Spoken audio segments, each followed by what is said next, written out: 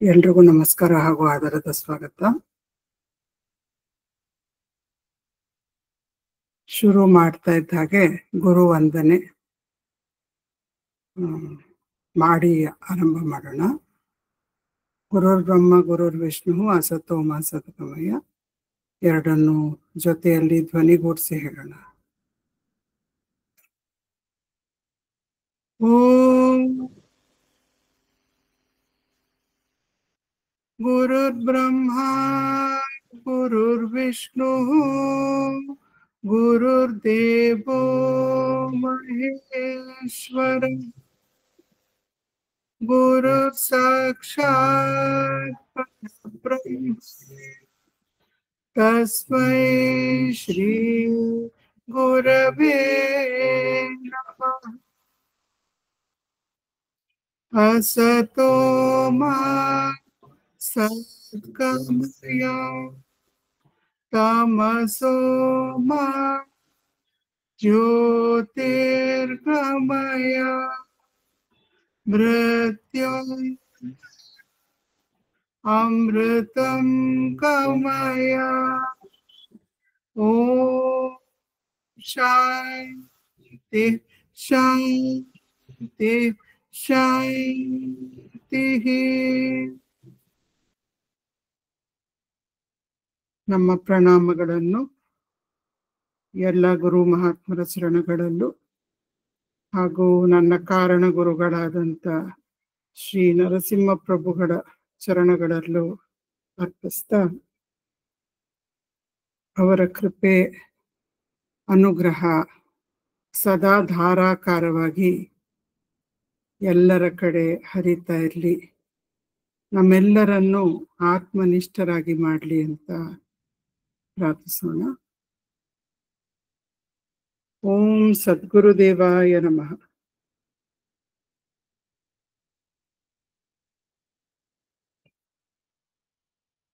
ಶುರು ಮಾಡ್ತಾ ಇದ್ದಾಗೆ ಆನಂದದ ಬಗ್ಗೆ ಎಲ್ಲರಿಗೂ ಸಾಕಷ್ಟು ತಿಳಿದಿರುತ್ತೆ. ನಾವು ಮಕ್ಕಳನ್ನು ಕೇಳಿದ್ರು ಅವರಿಗೆ ಯಾವುದೋ ಒಂದನ್ನು ತಿನ್ನೋದ್ರಿಂದ ಅಥವಾ ಯಾವುದೋ ಆಟ ಆಡೋದ್ರಿಂದ ಅಥವಾ ಯಾವುದೋ ವ್ಯಕ್ತಿಯ ಅವರ ಇರುವಿಕೆಯಿಂದ, ಸ್ನೇಹಿತರಿಂದ ಅದರಿಂದ ಆನಂದ ಬರುತ್ತೆ ಅಂತ ಹೇಳ್ಬೋದು. ಒಬ್ರೊಬ್ರನ್ನ ಕೇಳಿದ್ರು ಒಂದೊಂದು ರೀತಿ ಹೇಳ್ತಾರೆ. ಜ್ಞಾನಿಯನ್ನ ಕೇಳಿದ್ರೆ ಅವ್ರು ಇನ್ನೊಂದು ರೀತಿ ಹೇಳ್ತಾರೆ. ಸೊ ಜ್ಞಾನದ ಬಗ್ಗೆ, ಆನಂದದ ಬಗ್ಗೆ ನಮಗೆ ಸಾಕಷ್ಟು ಮಾಹಿತಿ ಅಂತ ಹೇಳೋದಕ್ಕಿಂತ ಸತ್ಯಗಳನ್ನ ನಾವು ವೇದಾಂತದಲ್ಲಿ ಅರಿಬಹುದು. ಆದ್ರೆ ಎಷ್ಟೋ ಬಾರಿ ನಮ್ಮನ್ನ ಮಕ್ಕಳು ಕೇಳ್ಬೋದು, ಯುವಕರು ಕೇಳ್ಬೋದು, ನಾವು ಅಧ್ಯಾಪಕರಾಗಿದ್ದರೆ ನಮ್ಮ ಶಿಷ್ಯರು ಕೇಳ್ಬೋದು, ಯಾಕೆ ಧ್ಯಾನ ಮಾಡಬೇಕು, ಎಷ್ಟೊಂದ್ರಿಂದ ಆನಂದ ಸಿಗತ್ತಲ್ಲ. I went partying last night. I was so happy. So I can do so many things to make me happy. ಯಾಕೆ ಆಧ್ಯಾತ್ಮ ಅನ್ನೋದ್ಬೇಕು?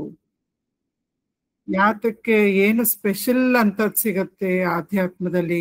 ಆನಂದ ಅನ್ನೋದು ನಮ್ಗೆ ದಿನನಿತ್ಯ ಜೀವನದಲ್ಲಿ ಸಿಗದೆ ಇರೋ ಅಂತ ಆನಂದ ಯಾವ್ದು ಸಿಗತ್ತೆ ನಮ್ಗೆ ಅನ್ನೋ ಪ್ರಶ್ನೆಗಳು. ಯಾತಕ್ಕೆ ನೀವು ದಿನ ಸತ್ಸಂಗಕ್ಕೆ ಹೋಗ್ತೀರಾ? ಯಾತಕ್ಕೆ ನೀನ್ ಧ್ಯಾನ ಮಾಡ್ತೀಯಾ? ಅಜ್ಜಿ ಅಥವಾ ತಾತ ಅಥವಾ ಅಮ್ಮ ಅಪ್ಪ ಯಾಕೆ ಮಾಡ್ತೀರಾ ಧ್ಯಾನ? ಏನಿದ್ರಿಂದೆಲ್ಲ ಪ್ರಯೋಜನ? ಹೋಗಿ ಯಾರ್ಯಾರ್ದು ಉಪನ್ಯಾಸ ಕೇಳ್ತಾ ಇರ್ತೀರಾ, ಯೂಟ್ಯೂಬ್ನಲ್ಲಿ ಕೂತ್ಕೊಂಡು ಒಂದಾದ್ಮೇಲೆ ಒಂದು ಆಧ್ಯಾತ್ಮ ಪ್ರವಚನಗಳನ್ನ ಕೇಳ್ತಾ ಇರ್ತೀರಾ. ಯಾತಕ್ಕೆ ಇದೆಲ್ಲ ಮಾಡ್ಬೇಕು? ಬೇರೆ ಯಾವುದೋ ನೋಡ್ಬೋದು, ಮೂವಿಗೆ ಹೋಗ್ಬೋದು, ಎಷ್ಟೊಂದು ಒಳ್ಳೊಳ್ಳೆ ಮೂವಿಗಳಿರುತ್ತೆ ಥಿಯೇಟರಲ್ಲಿ, ನಾಟಕಕ್ಕೆ ಹೋಗ್ಬೋದು, ಹೋಗ್ಬಾರ್ದು ಅಂತಲ್ಲ. ಆದ್ರೆ ಇದರಿಂದ ಏನ್ ಪ್ರಯೋಜನ? ಈ ಆಧ್ಯಾತ್ಮ ವೇದಾಂತ ಅದಕ್ಕೆ ಏನ್ ಪ್ರೂಫ್ ಇದೆ? ಇದೆಲ್ಲ ಕೆಲಸ ಮಾಡುತ್ತೆ ಅನ್ನೋದಕ್ಕೆ ಪ್ರೂಫ್ ಏನಾದ್ರು ತೋರಿಸಿ ಹೋಗ್ಲಿ ನೋಡೋಣ. ಅದಕ್ಕೆಲ್ಲ ಎಷ್ಟೋ ಸಲ ನಮ್ಗೆ ತಬ್ಬಿಬ್ಬಾದಂಗ ಆಗ್ಬೋದು. ಇದಕ್ಕೆಲ್ಲ ಉತ್ತರ ಇದೆಯಾ? ನಮ್ಗೆ ಗೊತ್ತಿರುತ್ತೆ ಇದರಿಂದ ಪ್ರಯೋಜನ ಇದೆ, ಇದರಿಂದ ನನಗ್ ಮನಃಶಾಂತಿ ಸಿಕ್ಕಿದೆ, ನನಗೆ ಇದು ಏನೋ ಒಂದು ಒಳಗಡೆ ಇರುವಂಥ ತವಕ, ಅದಕ್ಕೆ ಇದರಿಂದ ಒಂದು ಸಂತೃಪ್ತಿ ದೊರೀತಾ ಇದೆ ಅಂತ ಎಲ್ಲ ನಮಗ ಅನ್ನಿಸ್ಬೋದು. ಆದ್ರೆ ಅದನ್ನ ಇನ್ನೊಬ್ಬರಿಗೆ ತಿಳಿ ಹೇಳೋದು ಹೇಗೆ ಅಥವಾ ಪ್ರೂವ್ ಮಾಡೋದು ಹೇಗೆ ಅಂತ ನಮಗೂ ಎಷ್ಟೋ ಸಲ ಅನ್ಸಿರ್ಬೋದು. ಸೊ ಕೆಲವು ಆನ್ಲೈನ್ ರಿಸರ್ಚ್ ನಾನು ಇದ್ರ ಬಗ್ಗೆ ಮಾಡ್ತಾ ಇದ್ದಾಗ ಕೆಲವು ಎಕ್ಸ್ಪೆರಿಮೆಂಟ್ಸು ಸೈಂಟಿಸ್ಟ್ಗೆ ಸಿಕ್ಕಿರೋ ಅಂಥ ಸ್ವಲ್ಪ ಡಿಸ್ಕವರೀಸು ಫೈಂಡಿಂಗ್ಸು ಅಂಥವೆಲ್ಲ ನಾನು ಕೂಡ ಕೇಮ್ ಅಕ್ರಾಸ್. ಅದರಿಂದ ಐ ಥಾಟ್ ಇದ್ರ ಬಗ್ಗೆ ನೋಡೋಣ, ಇದಕ್ಕೆ ವೇದಾಂತಕ್ಕೆ ಯಾವ ರೀತಿ ಹೋಲಿಕೆ ಆಗತ್ತೆ, ಯಾವ ರೀತಿ ಸಮಂಜಸವಾಗಿ ಇದು ಹೊಂದ್ಕೊಳ್ಳುತ್ತಾ ವೇದಾಂತ ಹೇಳ್ತಾ ಇರುವಂಥ ಸತ್ಯಗಳಿಗೆ ಅಂತ ನಾನು ಮಾಡಿದಂಥ ಇದೊಂದು ವೈಯಕ್ತಿಕ ಸಂಶೋಧನೆ. ಸೊ ಅದನ್ನ ನಾನು ಹಂಚ್ಕೋತಾ ಇದ್ದೀನಿ. ಒಂದು ನಿಮಿಷ ನಾನು ಪ್ರೆಸೆಂಟೇಷನ್ ಅನ್ನ ಶೇರ್ ಮಾಡ್ತೀನಿ. ಒಂದೇ ಒಂದು ನಿಮಿಷ ಕೊಡಿ ನನಗೆ.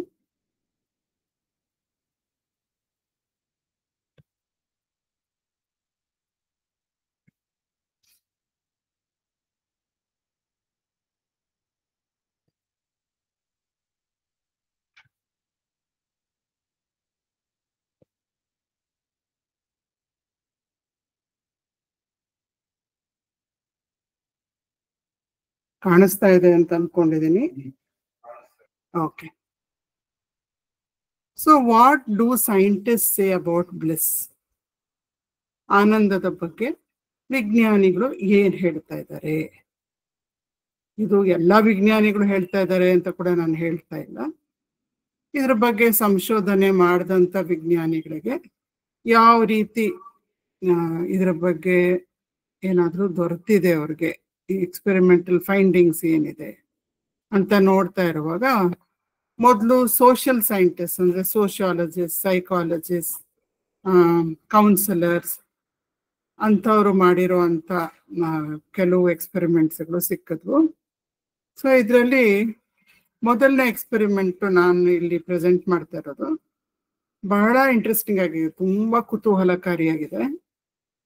It is conducted by social scientist of Minnesota university, USA. It's a very long drawn out experiment.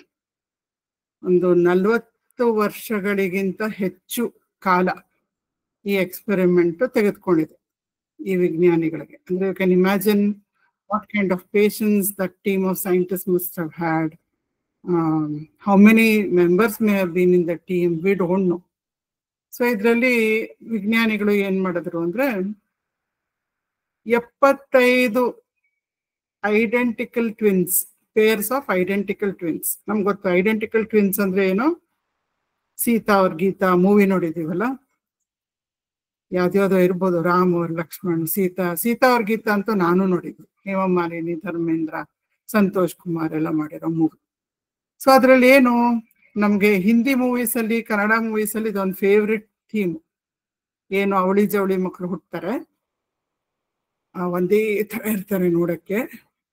ಹುಟ್ಟಿದ ತಕ್ಷಣ ಯಾವುದೋ ಕೆಲವು ಕಾರಣಗಳಿಂದ ಅವರು ಬೇರೆ ಬೇರೆ ಆಗೋಗ ಅಗಲಿ ಬೇರೆ ಬೇರೆ ಸಂಸಾರಗಳಲ್ಲಿ ಬೆಳೀತಾರೆ. One twin doesn't know about the other. ಒಂದ ಅವಳಿ ಜವಳಿ ಮಗುಗೆ ನನಗೆ ಇನ್ನೊಂದು ಟ್ವಿನ್ ಇದಾನೆ ಅಥವಾ ಇದ್ದಾಳೆ, ನನಗೆ ಅವಳಿ ಜವಳಿ ನಾನು, so I am a twin, ಆ ಮಗು ಇನ್ನೆಲ್ಲೋ ಬೆಳೀತಾ ಇದೆ, ಇನ್ನೊಬ್ಬ ನನ್ನ ತರಾನೇ ಕಾಣಿಸುವಂಥ, ಹೆಚ್ಚು ಕಮ್ಮಿ ನನ್ನ ತರಾನೇ ಯೋಚನೆ ಮಾಡುವಂಥ ಒಬ್ಬ ಹುಡುಗ ಅಥವಾ ಹುಡುಗಿ ಇನ್ನೆಲ್ಲೋ ಬೆಳೀತಾ ಇದ್ದಾನೆ ಅಥವಾ ಬೆಳೀತಾ ಇದ್ದಾಳೆ ಅನ್ನೋ ಒಂದು ಅರಿವು ಕೂಡ ಇರೋದಿಲ್ಲ. ಇಂಥ ಮೂವಿಗಳು ನಾವು ತುಂಬಾ ನೋಡಿದೀವಿ ಅಲ್ವಾ. ಸೊ ಹಾಗೆ ಅವಳಿ ಜೋಡಿ ಮಕ್ಕಳ ಬಗ್ಗೆ ಡಾಕ್ಟರ್ಸ್ ಏನ್ ಹೇಳ್ತಾರೆ ಅಂದ್ರೆ, ಅವ್ರ DNA ನೋಡಿದ್ರೆ, ಅಂದ್ರೆ ಅವ್ರ ಜೆನೆಟಿಕ್ ಮೆಟೀರಿಯಲ್ ನಾವು ನೋಡಿದ್ರೆ ಅದರಲ್ಲಿ 99.9% ಹೋಲಿಕೆ ಇರುತ್ತಂತೆ. ನಾವೇನಾದ್ರೂ ಅವ್ರದ್ದು ಜೆನೆಟಿಕ್ DNA ಒಂದಕ್ಕೊಂದು ಒಂದೊಂದು ಮಗುದು ತಗೊಂಡು ಹೀಗೆ ಕಂಪೇರ್ ಮಾಡಿದ್ರೆ ಜೀನ್ ಬೈ ಜೀನ್ ಮಾಡಿದ್ರೆ ತುಂಬಾ ಸಿಮಿಲಾರಿಟಿ, ಎಲ್ಲೋ 0.01% ವ್ಯತ್ಯಾಸ ಇರುತ್ತಂತಂದ್ರೆ. ಆ ರೀತಿ ಇರ್ತಾರೆ ಅವಳಿ ಜೋಡಿ ಮಕ್ಕಳ ಒಂದು ಜೆನೆಟಿಕ್ ಮೆಟೀರಿಯಲ್ ಹಾಗಿರುತ್ತೆ. ಸೊ ಈ ವಿಜ್ಞಾನಿಗಳು ಯಾಕೆ ಆರಿಸಿದ್ರು ಅವಳಿ ಜೋಡಿ ಮಕ್ಕಳನ್ನ ಅಂತ ಹೇಳಿದ್ರೆ, because their genetic material will be very it will be almost identical. So ಅಂತ ಅವಳಿ ಜೋಡಿ ಮಕ್ಕಳನ್ನ ಎಷ್ಟು ಒಂದು ಜೊತೆ ಅಲ್ಲ, 2 ಜೊತೆ ಅಲ್ಲ, 75 ಜೊತೆ ಅವಳಿ ಜೋಡಿ ಮಕ್ಕಳನ್ನ ಹುಟ್ಟಿದ ತಕ್ಷಣ ಅಗಲಿ ಬೇರೆ ಬೇರೆ ಸಂಸಾರಗಳಲ್ಲಿ ಬೆಳೆದಿರುವಂತಹ ಅವಳಿ ಜೋಡಿ ಮಕ್ಕಳನ್ನ ಸೈಂಟಿಸ್ಟ್ ಎಷ್ಟು ವರ್ಷ ಫಾಲೋ ಮಾಡಿದ್ರು? 40 ವರ್ಷ ಫಾಲೋ ಮಾಡ್ತಾರೆ. Adopted by different families. ಅದನ್ನ 40 ವರ್ಷ ಫಾಲೋ ಮಾಡಿದಾಗ 40ನೇ ವರ್ಷದಲ್ಲಿ 40 ವರ್ಷ ಇಬ್ರು ಮಕ್ಳಿಗೂ ತುಂಬಿದ ಮೇಲೆ ಅವರಿಬ್ರನ್ನು ರಿಯೂನೈಟ್ ಮಾಡ್ತಾರೆ. ನೀವಿಬ್ರು ಟ್ವಿನ್ಸು ಅಂತ ರಿಯೂನೈಟ್ ಮಾಡಿ ಅವರಿಗೆ ಎಷ್ಟೋ ಕ್ವೆಶ್ಚನರ್ಸ್ನ ಕೊಡೋದು, ಏನೋ ಬೇರೆ ಬೇರೆ ಸೈಕಲಾಜಿಕಲ್ ಟೆಸ್ಟ್ ಮಾಡೋದು, ಅದೆಲ್ಲ ತುಂಬಾ ಹೋಲ್ ಬ್ಯಾಟ್ರಿ ಆಫ್ ಟೆಸ್ಟ್ ನಡೆಯುತ್ತೆ. ಸೊ ಈ ಬ್ಯಾಟ್ರಿ ಆಫ್ ಟೆಸ್ಟ್ ನಡೆದಾಗ ಆ ಸಮರಿ ಮಾತ್ರ ನಾನು ತೆಗೆದುಕೊಂಡಿದ್ದೀನಿ. ಏನ್ ಸಮರಿ ಸಿಕ್ತು ಅವ್ರಿಗೆ ಅಂದ್ರೆ, they were trying to find out what is the cause for happiness. ಈ ಎಕ್ಸ್ಪೆರಿಮೆಂಟ್ ನಡೆದಿದ್ದು ಯಾವ ಕಾರಣಕ್ಕೋಸ್ಕರ ಅಂತ ಹೇಳಿದ್ರೆ, ವಾಟ್ ಮೇಕ್ಸ್ ಅಸ್ ಹ್ಯಾಪಿ. ಕೆಲವರನ್ನ ನೋಡಿದ್ರೆ ಯಾವಾಗ್ಲೂ ಲವಲವಿಕೆಯಿಂದ ಖುಷಿಯಾಗಿ ಇರ್ತಾರೆ. ನಾವು ಹೇಳ್ತೀವಿ ಒಬ್ರೊಬ್ರನ್ನ ನೋಡಿದ್ರೆ such a wonderful person is it. So cheerful, bubbling with vitality, bubbling with joy. ಯಾವಾಗ ನೋಡಿದ್ರು ಎಲ್ಲರಿಗೂ ಅವ್ರನ್ನ ನೋಡಿದ ತಕ್ಷಣ ಸಂತೋಷ ಆಗುತ್ತೆ. ಅವ್ರು ಬಂದ್ರೆ ಎವ್ರಿಬಡಿ ಈಸ್ ಹ್ಯಾಪಿ. ಇನ್ ಕೆಲವರನ್ನ ನೋಡ್ತೀವಿ, ಅವರು ಎಲ್ಲರೂ ಮನೇಲಿ ಖುಷಿಯಾಗಿರ್ಬೋದು, ಆ ವ್ಯಕ್ತಿ ಬಂದ ತಕ್ಷಣ ಆ ವ್ಯಕ್ತಿ ಎಷ್ಟು ಪೆಸಿಮಿಸ್ಟಿಕ್ ಆಗಿರ್ತಾರೆ ಅಂದ್ರೆ, ಇಂಗ್ಲಿಷ್ ಅಲ್ಲಿ ಥ್ರೋಯಿಂಗ್ ಕೋಲ್ಡ್ ವಾಟರ್ ಅಂತ ಕರೀತಾರೆ. ಸೊ ಯಾರ್ದೋ ಒಳ್ಳೆ ಚೆನ್ನಾಗಿ ಒಂದ್ ಬೆಂಕಿ ಉರಿತಾ ಇದ್ರೆ ಅದ್ರ ಮೇಲೆ ಸಡನ್ ಆಗಿ ನಾವು ತಣ್ಣೀರ್ ಏರ್ಸ್ಬಿಟ್ರೆ ಹೇಗಿರುತ್ತೆ, ಅದ್ ತಕ್ಷಣ ಬೆಂಕಿ ಆರೋಗ್ಬಿಡುತ್ತೆ ಅಥವಾ ಆಲ್ಮೋಸ್ಟ್ ಉರಿದೇ ಇರೋ ಸ್ಟೇಟಿಗೆ ಬಂದ್ಬಿಡುತ್ತೆ. ಆ ರೀತಿ ಕೆಲವರು ಇರ್ತಾರೆ, ಕೋಲ್ಡ್ ಬ್ಲಾಂಕೆಟ್ ಪೀಪಲ್. ಸೊ ಎಲ್ಲರೂ ಲವಲವಿಕೆಯಿಂದ ಖುಷಿಯಾಗಿರ್ತಾರೆ. Let's go for a picnic, I say come on back ಅಂತೆಲ್ಲ ಹೊರಟಿರ್ತಾರೆ. ಇವ್ರು ಬರ್ತಾರೆ, ಅಯ್ಯೋ ಪಿಕ್ನಿಕ್ ಹೋಗ್ತಾ ಇದ್ದೀರಾ, ರೋಡಲ್ಲಿ ಎಷ್ಟು ಟ್ರಾಫಿಕ್ ಇರುತ್ತೆ ಗೊತ್ತಾ, ನೀವು ಅಲ್ಲಿ ಹೋಗಿ ತಲುಪೋ ಅಷ್ಟೊತ್ತಿಗೆ 2 hours ಆಗೋಗ್ಬಿಡುತ್ತೆ. ಅಲ್ಲಿ ಹೋದ್ಮೇಲೆ ನಿಮಗ್ ಮಳೆ ಬಂದ್ಬಿಟ್ರಂತೂ ಕೇಳಲೇಬೇಡಿ, ಅಲ್ಲಿ there is no kind of shelter. Such a stupid idea to go for a picnic I say ಅಂತ ಹೇಳಿದ್ರೆ ಎಲ್ಲರಿಗೂ ಉತ್ಸಾಹ ಹೀಗೆ ಕೆಳಗಿಳಿದಿದೆ. So we have so many different kinds of people. Some are very happy, some are moderately happy, some are happy, and some are not at all happy. So ಇದು ಯಾಕೆ? What is the reason for this? ಏನಾದರೂ ನಮಗೆ ಗೊತ್ತಾಗತ್ತಾ? But ಅದು ಮಾಡಬೇಕಾದ್ರೆ first of all genetic material ತುಂಬಾ similar ಇದ್ರೆ, ಇಲ್ದಿದ್ರೆ when everything is different, all become variables. Genes are different, upbringing is different, family atmosphere is different, profession will be different. So ella tumba variables agodre, how will you compare something with something? We say you have to compare apples with apples, oranges with oranges anta heli. So how to do a comparison? ಅದಕ್ಕೋಸ್ಕರನೇ ಅವರು ಆದಷ್ಟು identical ಆಗಿರೋ genetic material ಇರೋ ಅವಳಿ ಜೋಡಿ ಮಕ್ಕಳನ್ನ ಆರಿಸ್ಕೊಂಡು, but they grew up in completely different households, not in touch with each other. ಆವಾಗ ಒಂದ್ ಸ್ವಲ್ಪ ನಮ್ಗೆ what is the constant? Genes are almost constant, but upbringing, family, the atmosphere where they are, ಅದೆಲ್ಲ ಬೇರೆ ತರ ಇರುತ್ತೆ. ಸೊ ಅದನ್ನ ಅಂತ ಹಾಗೆ ನೋಡ್ಬಿಟ್ಟು let us see what we come up with ಅಂತ ಈ ಎಕ್ಸ್ಪೆರಿಮೆಂಟ್ ಅನ್ನ ಡಿಸೈನ್ ಮಾಡಿರೋದು. So according to all the test and surveys that they conducted, ಯಾರ ಮೇಲೆ ಈ 40 ವರ್ಷ ತುಂಬಿದಂಥ ಅವಳಿ ಜವಳಿ, ಇವಾಗ ಮಕ್ಕಳು ಅಂತ ನಾವು ಹೇಳಕ್ಕಾಗಲ್ಲ, ಅಡಲ್ಟ್ಸ್ ಮೇಲೆ, ಟ್ವಿನ್ ಅಡಲ್ಟ್ಸ್ ಮೇಲೆ ಅವರನ್ನ ರಿಯುನೈಟ್ ಮಾಡಿ ಅವ್ರ ಮೇಲೆ ಟೆಸ್ಟ್ಗಳನ್ನ ಕಂಡಕ್ಟ್ ಮಾಡ್ತಾರೆ. ಅವಾಗ ಏನ್ ಗೊತ್ತಾಗುತ್ತೆ ಅವ್ರಿಗೆ ಅಂದ್ರೆ, according to their findings, 48% of our happiness depends on our genes. Almost 50% ಹತ್ರ ಬರ್ತಾ ಇದೆ. So 48% depends on genes. ಇದು ಯಾಕೆ? ನಮ್ಮ ಹೆಲ್ತ್ ಫ್ಯಾಕ್ಟರ್ ಹೇಗಿರುತ್ತೆ, ನಮ್ಮ ದೇಹ ಹೇಗಿರುತ್ತೆ, ನಾವು ನೋಡಕ್ ಹೇಗಿರ್ತೀವಿ, ನಮ್ಗೆ ಏನೇನ್ ಸ್ಕಿಲ್ ಸೆಟ್ ಇರ್ಬೋದು. ಕೆಲವರು ಚೈಲ್ಡ್ ಪ್ರಾಡಿಜಿಯಾಗೆ ಹುಟ್ಟಿರ್ಬೋದು, ಕೆಲವ್ರಿಗೆ ಮೆಕ್ಯಾನಿಕಲ್ ಗ್ಯಾಡ್ಜೆಟ್ಸ್ ಅಲ್ಲಿ ಬಹಳ ಸ್ಕಿಲ್ಡ್ ಆಗಿರ್ಬೋದು. ಸೊ ಸಣ್ಣ ಮಕ್ಕಳಲ್ಲೇ ಅವರು ಒಂದು ಗಡಿಯಾರನೋ ಏನೋ ಬಿಚ್ಬಿಟ್ಟು ಮತ್ತೆ ಜೋಡಿಸ್ಬಿಡ್ತಾರೆ. ಸೊ ಬೇರೆ ಬೇರೆ ರೀತಿಯಲ್ಲಿ ನಮ್ಗೆ ಕೆಪಾಸಿಟೀಸು, ಪೊಟೆನ್ಷಿಯಲ್ಲು ಎಲ್ಲ ಇರುತ್ತೆ. ಇದೆಲ್ಲ ನಮ್ಮ ಜೀನ್ಸ್ ಇಂದ ಬರುತ್ತೆ. So 48% depends on our genes. ಮತ್ತೆ 40% out of the other 52%, 40% depends on ಇವರಿಗೆ ಯಾವ ರೀತಿ ಗುರಿಗಳಿವೆ, ಇವ್ರ ಮನೋಭಾವ ಹೇಗಿರುತ್ತೆ, ಇವ್ರು ಯಾವ ತರ ಅಭ್ಯಾಸಗಳನ್ನ ಬೆಳೆಸ್ಕೊಂಡು ಬಂದಿರ್ತಾರೆ, ಗೋಲ್ಸ್, ಆಟಿಟ್ಯೂಡ್ ಅಂಡ್ ಹ್ಯಾಬಿಟ್ಸ್.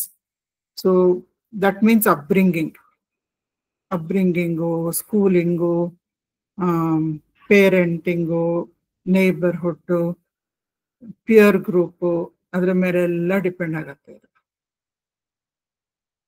ಅದಾದ್ಮೇಲೆ ಲಾಸ್ಟ್ ಫ್ಯಾಕ್ಟರ್ ಏನಂದ್ರೆ, what choices these people have made. ಅದು 12%. ಸೊ 48 + 40 ಸೇರಿಸಿದ್ರೆ 88% ಆಯ್ತು. ಇನ್ ಮಿಕ್ಕಿರೋದು 12%. ಆ 12% ಇಟ್ ಡಿಪೆಂಡ್ಸ್ ಆನ್ ಯಾವ ತರ ಆಯ್ಕೆಗಳನ್ನ ಮಾಡಿದ್ದಾರೆ ಅವರು ಜೀವನದಲ್ಲಿ. ಸೊ ಇದು ಈ ಪರ್ಸೆಂಟೇಜ್ ಅಲ್ಲಿ contribution goes towards happiness of a person. How happy a person is ಅಂತ ನಾವು ಡಿಟರ್ಮಿನ್ ಮಾಡಬೇಕಾದ್ರೆ, ವಿ ಕ್ಯಾನ್ ಸೇ ರಫ್ಲಿ this is the combination that is influencing a person's happiness. Happiness quotient ಅಂತ ನಾವು ಹೇಳ್ಬೋದು. HQ, IQ ಇರುತ್ತೆ, intelligence quotient, EQ ಇರುತ್ತೆ, emotional quotient. ಅದೇ ತರ HQ ಹ್ಯಾಪಿನೆಸ್ ಕೋಶೆಂಟ್, ಅಥವಾ ನಾವು ಇವಾಗ ಬೇಕಿದ್ರೆ BQ ಅಂತ ಕರಿಬೋದು. Because we are talking about ಆನಂದ, ಅಂದ್ರೆ ಬ್ಲಿಸ್ ಕೋಶೆಂಟ್ ಅಂತ ಕೂಡ ನಾವು ಹೇಳ್ಬೋದು. So BQ or HQ of a person depends 48% on genes, 40% on goals, attitudes and habit, and 12% on choices.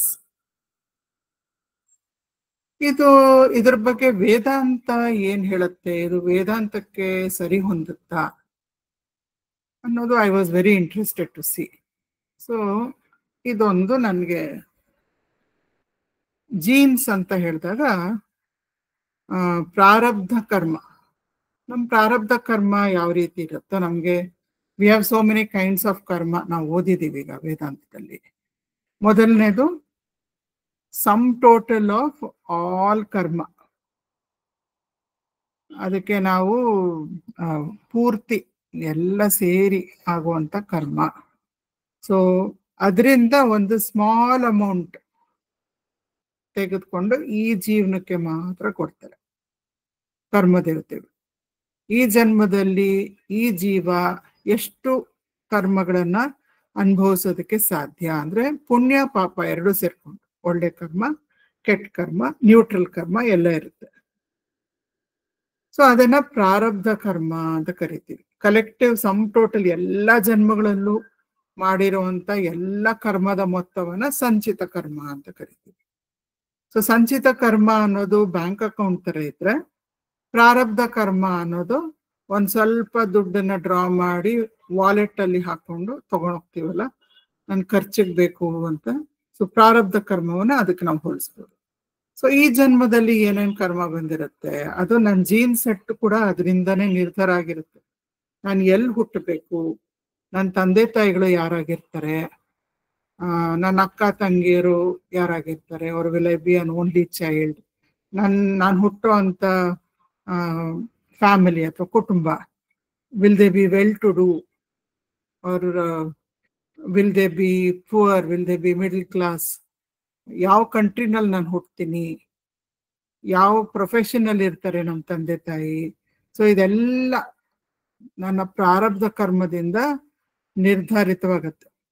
So ನಾನು ಹುಟ್ಟಿದಾಗ್ಲೇನೆ ಪ್ರಾರಬ್ಧ ಕರ್ಮ, my genes will depend on my parentage, my biological lineage, etc. So ಇದಷ್ಟು ಪ್ರಾರಬ್ಧ ಕರ್ಮದಿಂದ decide ಆಗೋಗುತ್ತೆ according to ವೇದಾಂತ. ಮತ್ತೆ goals, attitude, habits, ನನ್ನ ಜೀವನದಲ್ಲಿ ಯಾವ ಥರ ಗುರಿ ನಾನು ಇಟ್ಕೋತೀನಿ ಅನ್ನೋದನ್ನ ನಮ್ಮ ಮುಂದೆ ಇಟ್ಕೊಂಡ್ರೆ, ಕೆಲವು ಮಕ್ಕಳನ್ನ ನೀವು ಕೇಳಿದ್ರೆ ನಿಂಗೇನು ಗುರಿ ಅಂತ ಹೇಳಿದಾಗ, I want to become a doctor, I want to be an engineer, I want to be a writer, I want to be an artist ಅಂತ ಬೇರೆ ಬೇರೆ ಏನೇನೋ ಹೇಳ್ಬೋದು ಅವರು. ಕೆಲವರು ಬೇರೆ ಥರ ಗೋಲ್ಸ್ ಹೇಳ್ಬೋದು. I want to earn a lot of money, ನಾನು ತುಂಬ ಹಣ ಗಳಿಸ್ಬೇಕು, ನಾನು ತುಂಬ ಕಂಫರ್ಟಬಲ್ ಆಗಿರಬೇಕು ಲೈಫಲ್ಲಿ. ಸೊ ಆ ಥರ ಗೋಲ್ಸ್ ಇರ್ಬೋದು. ಆಟಿಟ್ಯೂಡ್ ಟುವರ್ಡ್ಸ್ ಲೈಫ್, ನಾವಾಗಲೇ ನೋಡಿದ್ವಿ, ಕೆಲವ್ರಿಗೆ ಎಷ್ಟು ಉತ್ಸಾಹ ಇರುತ್ತೆ, ಎಷ್ಟು ಲವಲವಿಕೆ ಇರುತ್ತೆ, ಎಷ್ಟು ಆನಂದ ಅವರಿಂದ ಚಿಮ್ತಾ ಇರುತ್ತೆ. Everything is interesting for them. They are interested in people, they are interested in so many different things that is happening. They may be very focused, some people may get easily distracted. So ಇದೆಲ್ಲ ನಾವು attitude ಅಂತ ಕರಿತೀವಿ. Habits, ಯಾವ ರೀತಿ habits ನಾವು cultivate ಮಾಡ್ಕೋತೀವಿ. ಕೆಲವರು ಬೆಳಗ್ಗೆ ಬೇಗ ಹೇಳ್ತಾರೆ, ಜಾಗಿಂಗ್ ಹೋಗ್ತಾರೆ, ಯೋಗ ಮಾಡ್ತಾರೆ, ಅದಾದ್ಮೇಲೆ ಬಹಳ ಹೆಲ್ತಿ ಆದಂತ ಆಹಾರ ತೆಗೆದುಕೊಳ್ತಾರೆ. ಸೊ ಒಂದು ಹೆಲ್ತಿ ಲೈಫ್ ಸ್ಟೈಲ್ ಇಟ್ಕೊಂಡಿರ್ತಾರೆ, ವೆರಿ ಡಿಸಿಪ್ಲಿನ್ಡ್, ವೆರಿ ಹೆಲ್ತಿ. ಇನ್ ಕೆಲವರು ಅದು ಕೂಡ habit, they may not have a daily discipline. ನಾನೇನೋ ಎಷ್ಟೊತ್ಕೋ ಏನೋ ಹೇಳ್ತೀನಿ, ಎದ್ದಾದ್ಮೇಲೆ ಇದೊಂದು ಸ್ವಲ್ಪ ಕೆಲವು ಕೆಲಸಗಳನ್ನ ಮಾಡ್ಕೊಳ್ತೀನಿ, ಇದು ಮಾಡಿದ್ರು ಆಯ್ತು, ಮಾಡದೇ ಇದ್ರು ಆಯ್ತು, I can postpone this for another couple of days. So ಈ ಥರ ಆಟಿಟ್ಯೂಡು, ಲೇಡ್ ಬ್ಯಾಕ್ ಆಟಿಟ್ಯೂಡ್ ಇರೋರು, ಆ ಹ್ಯಾಬಿಟ್ ಇಟ್ಕೊಂಡಿರೋರು ಆ ಥರನೂ ಇರ್ಬೋದು. So depends on what we achieve in life will depend on all these things. ಇದು ಕೂಡ ಒಂದು ರೀತಿ ಪ್ರಾರಬ್ಧ ಅಂತಾನೆ ಹೇಳ್ಬೋದು. ಯಾಕೆಂದ್ರೆ ಗೋಲ್ಸು ಅದೆಲ್ಲ ನಮ್ಮ ಆಪ್ಟಿಟ್ಯೂಡು, ನಮ್ಮ ವಾಸನಾ ಪ್ಯಾಕೇಜು, ನಮ್ಮ ಸಂಸ್ಕಾರ, ನಮ್ಮ ಸುತ್ತಮುತ್ತ ಇರುವಂತ ಜನ, ಅವರಿಂದ ಈ ಮೂರು ಪಿಕಪ್ ಮಾಡ್ತೀವಿ ನಾವು. ಅಜ್ಜಿ ತಾತ ತುಂಬಾ ಡಿಸಿಪ್ಲಿನ್ಡ್ ಆಗಿರೋರು, ಅಪ್ಪ ಅಮ್ಮ ಮನೆಯಲ್ಲಿದ್ರೆ ಮಕ್ಕಳಿಗೆ ಡಿಸಿಪ್ಲಿನ್ ಕಲಿಸ್ಬೋದು. ಅಥವಾ ಅಪ್ಪ ಅಮ್ಮನೇ ತುಂಬಾ ಲೇಟಾಗಿ ಹೇಳೋದು, ತುಂಬಾ ನಿಧಾನವಾಗಿ ಮಾಡ್ಕೊಳ್ಳೋದು, ಆ ಥರ ಇದ್ರೆ ಮಕ್ಕಳು ಅದನ್ನು ಕಲ್ತ್ಬಿಡ್ಬೋದು. ಸೊ ಇದು ಒಂಥರ ನಾವು ಪ್ರಾರಬ್ಧ ಅಂತ ಹೇಳ್ಬೋದು. ವಾಸನಗಳು, ಸಂಸ್ಕಾರಗಳು ಅದೆಲ್ಲ ಬರುತ್ತೆ ಅಂತ. ಫಾರ್ ಇನ್ಸ್ಟೆನ್ಸ್, ನಮ್ಮ ಮನೆಯಲ್ಲಿ ನಮ್ಮ ತಂದೆ ತಾಯಿ ಸುಕೃಷ್ಣಮೂರ್ತಿ, ರುಕ್ಮಿಣಿ ಕೃಷ್ಣಮೂರ್ತಿ ಅಂತ, they started meditation and study circle.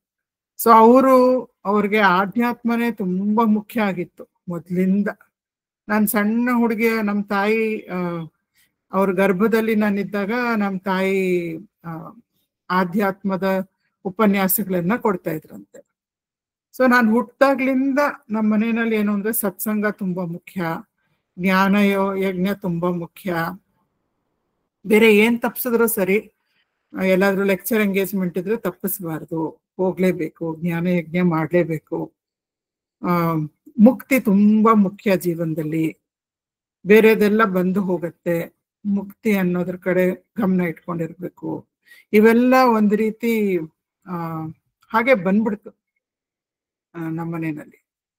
So ಅದು ನಂದು ಪ್ರಾರಬ್ಧ, ನನ್ನ ಸುಕೃತ ಅಂತ ನಾನು ಹೇಳ್ಬೋದು, ಅವರ ಆಶೀರ್ವಾದ.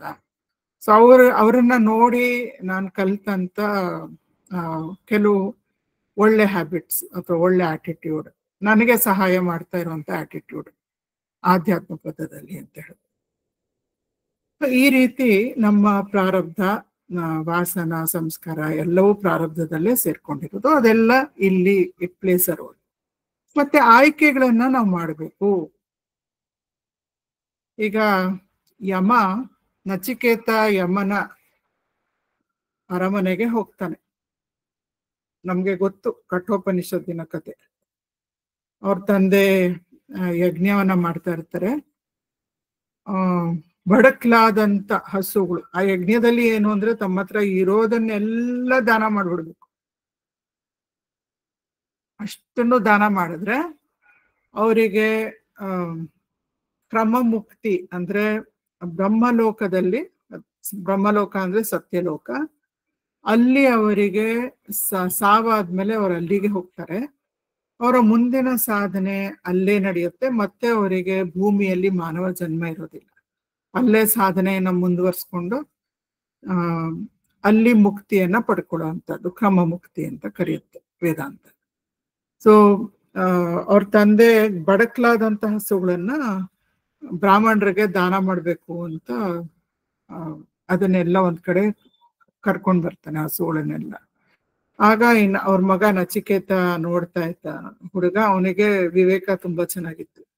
ಸರಿ, ಅವನಿಗೆ ಗೊತ್ತಾಗತ್ತೆ ಇದು ಕೊಡಬಾರ್ದು, ಇದು ಮಾಡಬಾರ್ದು, ಇದು ಅಧರ್ಮ, ಇದು ಈ ಯಜ್ಞಕ್ಕೂ ಸಹಾಯ ಆಗೋದಿಲ್ಲ. ನಮ್ಮ ತಂದೆ ಯಾವ ಸತ್ಯಲೋಕಕ್ಕೆ ಹೋಗ್ಬೇಕು ನನ್ನ ಮರಣ ಆದ್ಮೇಲೆ ಅಂತ ಆಸೆ ಪಟ್ಟು ಯಜ್ಞವನ್ನ ಮಾಡ್ತಾ ಇದ್ದಾರೋ ಅದು ಖಂಡಿತ ಸಾಧ್ಯ ಆಗೋದಿಲ್ಲ ಈ ಯಜ್ಞದ ಮೂಲಕ, ಈ ರೀತಿ ಯಜ್ಞ ಮಾಡೋದ್ರ ಮೂಲಕ ಅಂತ ಅವ್ನಿಗೆ ಗೊತ್ತಾಗುತ್ತೆ.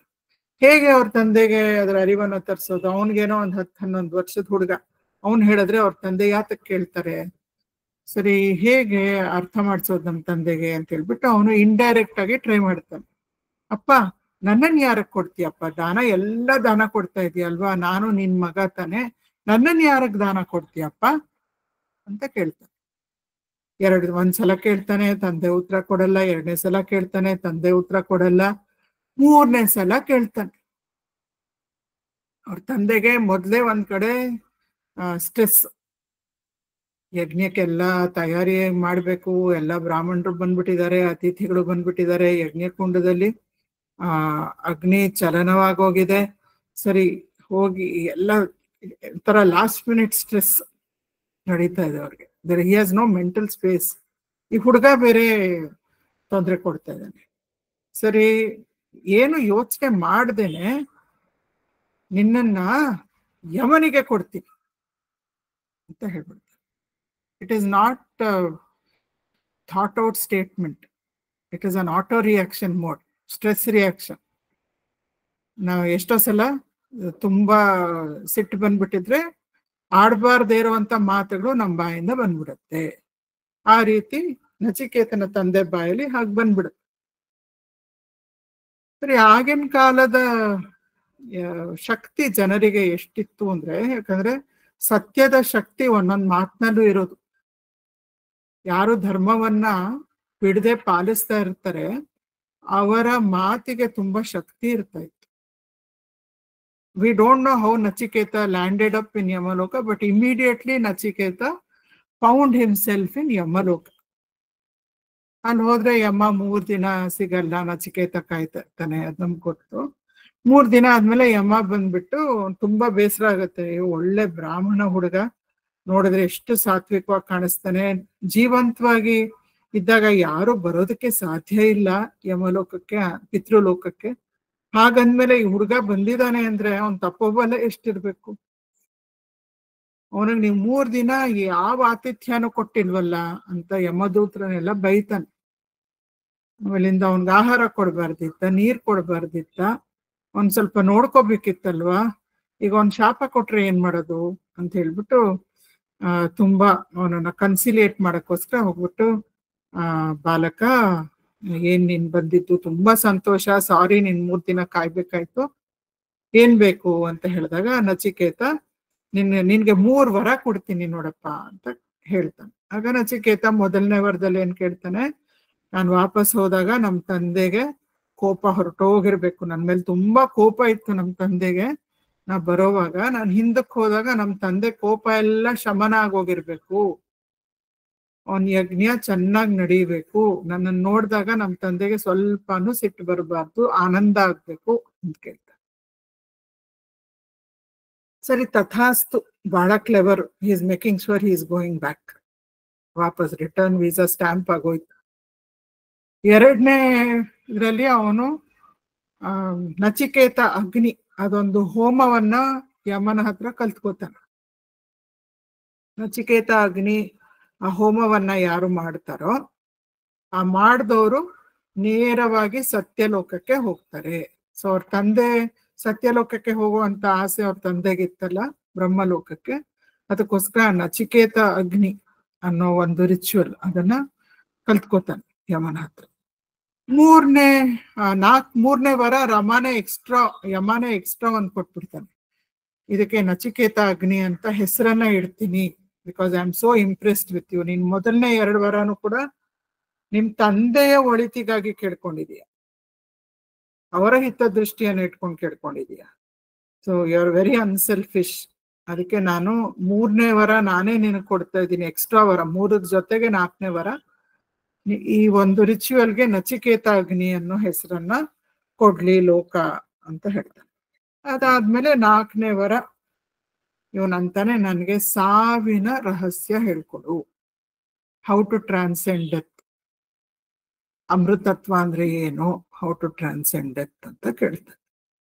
ಆಗ ಯಮ, ಅದು ಅಲ್ಟಿಮೇಟ್ ವಿದ್ಯೆ, ಅಷ್ಟು ಸುಲಭವಾಗಿ ಅರ್ಹತೆ ನೋಡ್ಕೊಳ್ದೆ ಹೇಳ್ಕೊಡಕ್ ಆಗಲ್ಲ ಅಂತ ಹೇಳಿ ಅರ್ಹತೆಯನ್ನ ಪರೀಕ್ಷೆ ಮಾಡ್ತಾನೆ. ಅವನು ಹೇಳ್ತಾನೆ, ನಿನ್ಗೆ ಎಷ್ಟು ಬೇಕೋ ಮಕ್ಕಳು ಮೊಮ್ಮಕ್ಕಳು 100 ವರ್ಷ ಬಾಳಿ ಚೆನ್ನಾಗಿರುವಂತ ಮಕ್ಕಳು ಮೊಮ್ಮಕ್ಕಳು ಕೊಡ್ತೀನಿ, ಇದಕ್ ಬದಲು ನನಗ್ ಬೇಡವೇ ಬೇಡ. ಜ್ಞಾನ ಇಲ್ದೇ ಇದ್ಮೇಲೆ ಆಯಸ್ಸನ್ನ ಕಟ್ಕೊಂಡು ಏನು ಪ್ರಯೋಜನ ಇಲ್ಲ ಅಂತ ಹೇಳ್ತಾನೆ. ಸರಿ, ಯಮ ಹೇಳ್ತಾನೆ, ನಿನ್ಗೆ ಧನ ಧಾನ್ಯ ಕೀರ್ತಿ, ಇಡೀ ಪ್ರಪಂಚವನ್ನ ಆಳುವಂತ ಚಕ್ರವರ್ತಿಯ ಸ್ಥಾನ ಎಲ್ಲವನ್ನು ಕೊಡ್ತೀನಿ. ಅದರಿಂದ ಏನ್ ಪ್ರಯೋಜನ ಇದೆ? ಎಷ್ಟು ಜನ ಇದ್ದಾರೆ, ಅವ್ರಿಗೆಲ್ಲ ಧನ ಧಾನ್ಯ ಕೀರ್ತಿ ಎಲ್ಲ ಇದ್ರೆ ಅವ್ರು ಸುಖವಾಗಿಲ್ಲ, ನನಗ್ ಬೇಡ ಅಂತಾನೆ ನಚಿಕೇತ. ಆಮೇಲೆ ಯಮ ಹೇಳ್ತಾನೆ, ನಿನ್ಗೆ ಅಪ್ಸರೆಯರನ್ನ ಕೊಡ್ತೀನಿ, ನಿನ್ಗೆ ಆನೆ ಒಂಟೆಗಳು ಎಲ್ಲ ಕೊಡ್ತೀನಿ, ನಿನ್ಗೆ ಏನಾದ್ರೂ ಕೇಳು. ಇದ್ರ ಸಮ್ ಟೋಟಲ್ 3 ವಾರನು ಸೇರಿ ನಿನ್ಗೆ ಒಂದು ಪ್ಯಾಕೇಜ್ ಡೀಲ್ ಬೇಕಾ, ಎಲ್ಲ ಕೊಟ್ಬಿಡ್ತೀನಿ. ಇದುವರೆಗೂ ನಾನು ನಿಂಗೆ ಏನೇನ್ ಹೇಳಿದೆ, ಭೂಮಿಯನ್ನ ಆಡುವಂತದ್ದು, ಮಕ್ಕಳು ಮೊಮ್ಮಕ್ಕಳು 100 ವರ್ಷ ಬಾಳುವಂತವ್ರು, ಅಪ್ಸರೆಯರು ಎಲ್ಲವನ್ನು ಸೇರಿಸಿ ನಿಂಗೆ ಪ್ಯಾಕೇಜ್ ಡೀಲ್ ಕೊಟ್ಬಿಡ್ತೀನಿ ಬಿಡು. ನನಗೆ ಬೇಡ ಯಮರಾಜ, ನಂಗೆ ಅದೆಲ್ಲ ಬೇಡವೇ ಬೇಡ. ನನಗೆ ಸತ್ಯದ ರಹಸ್ಯ ಹೇಳ್ಕೊಡು, ನನಗೆ ಅಮೃತತ್ವದ ರಹಸ್ಯವನ್ನ ಹೇಳ್ಕೊಡು. ಆಗ ಯಮ ಹೇಳ್ತಾನೆ, ಭಲೇ ಹುಡುಗ, ಭಲೇ ನಚಿಕೇತ, ಸಾಧಕ ಅಂದ್ರೆ ನಿನ್ ರೀತಿ ಇರ್ಬೇಕು. ಎಷ್ಟು ಪ್ರೇಯಸ್ಸನ್ನ ಕೊಟ್ಟೆ ನಿನ್ಗೆ. ಪ್ರೇಯಸ್ ಅಂದ್ರೆ temporary happiness, means to save temporary happiness, short term joy ಅಂತ ಹೇಳ್ಬೋದು. ಧನ ಧಾನ್ಯ ಕೀರ್ತಿ ಮೊಮ್ಮಕ್ಕಳು ಲಾಂಗ್ ಲೈಫ್ ಹೆಲ್ತ್ ಎಲ್ಲವೂ ಕೂಡ ಇವತ್ತಿದ್ದು ನಾಳೆ ಇರದೇ ಇರುವಂಥದ್ದು. ಅದರಿಂದ ಬಂದಂತ ಆನಂದ it does not last, because it is external to you. The cause is external to you, so it will not last. Life keeps on changing.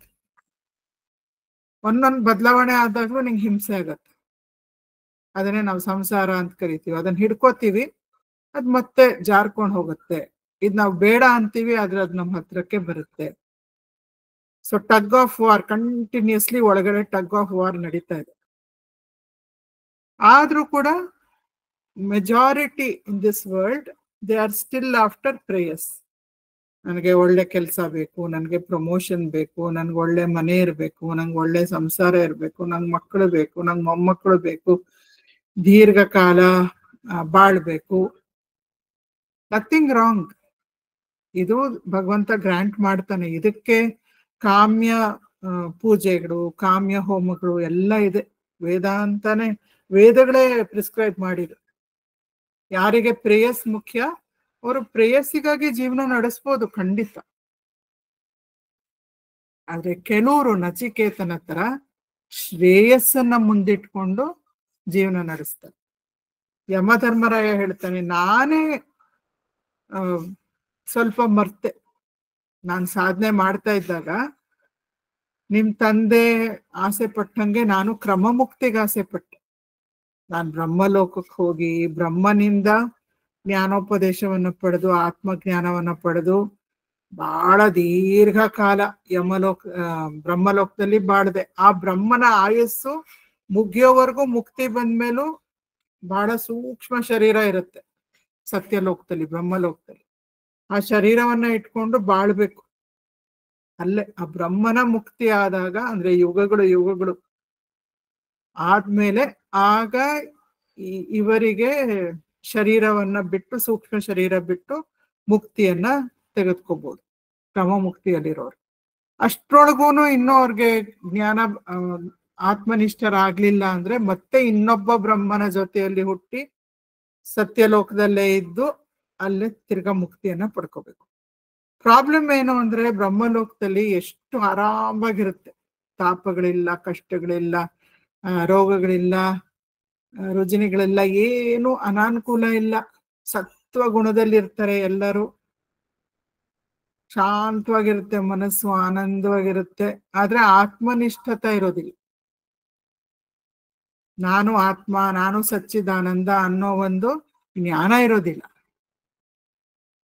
ಅದು ಪಡ್ಕೋಬೇಕು ಅನ್ನೋ ಮೋಟಿವೇಶನ್ ಇಲ್ಲ. ಯಾಕಂದ್ರೆ everything is so harmonious, everything is so beautiful, satisfying, very nice, ಏನು ಕೊರತೆಗಳಿಲ್ಲ. ಆದ್ರಿಂದ ಆ motivation ಇರೋದಿಲ್ಲ, ಮುಮುಕ್ಷುತ್ವ ಇರೋದಿಲ್ಲ ಜಾಸ್ತಿ. ಸೊ ಅಲ್ಲಿ ಆತ್ಮಜ್ಞಾನ ಪಡ್ಕೊಳ್ಳೋದು ತುಂಬಾ ಇನ್ನೂ ಕಷ್ಟ. ಅದ್ರ ಕಡೆ ಮನಸ್ಸನ್ನ ಹರಿಸೋದು. ಪಡ್ಕೊಂಡ್ರೂನು ಇನ್ನೂ ತುಂಬಾ ಯುಗಗಳು ಅಲ್ಲೇ ಇರಬೇಕು ಸೂಕ್ಷ್ಮ ಶರೀರದಲ್ಲಿ. ಸೊ ಇದು ಯಮ ಕೂಡ ಈ ಮಾರ್ಗದಲ್ಲಿ, ಕ್ರಮಮುಕ್ತಿ ಮಾರ್ಗದಲ್ಲಿ ಹೋಗಿ ಕೊನೆಗೆ ಈಗ ಯಮರಾಜನ ಆಫೀಸ್, ಅದೊಂದು ಆಫೀಸ್, ಪ್ರೈಮ್ ಮಿನಿಸ್ಟರ್ ಆಫೀಸ್ ಇದ್ದಂಗೆ. ಅವನು ಧರ್ಮರಾಜ, ಅವನು ಸಾವಿಗೆ ನಾಯಕ.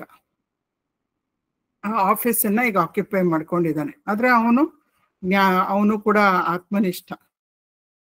ಅದರಿಂದ ಅವನು ಸದ್ಗುರುವಾಗಿ ಆತ್ಮಜ್ಞಾನವನ್ನ ನಚಿಕೇತನಿಗೆ ಕೊಡ್ತಾನೆ. ಅದು ಕಠೋಪನಿಷತ್ತಲ್ಲಿ ಬರುತ್ತೆ. ಸೊ ಇಲ್ಲಿ ನಚಿಕೇತ ಅವನು ಅಷ್ಟೊಂದೆಲ್ಲ ಯಮ ಅವನ್ ಮುಂದೆ ಇಡ್ತಾ ಇದ್ದಾಗ ಪ್ರೇಯಸ್ಸನ್ನು, ಅವನು ಇನ್ಯಾರಾದ್ರೂ ಆಗಿದ್ರೆ ತುಂಬಾ ಜನಕ್ಕೆ ಪ್ರಾಯಶಃ ಪ್ರೇಯಸ್ ಕಡೆಗೆ ಮನ್ಸು ಹರಿದು ಬಿಟ್ಟಿರೋದು.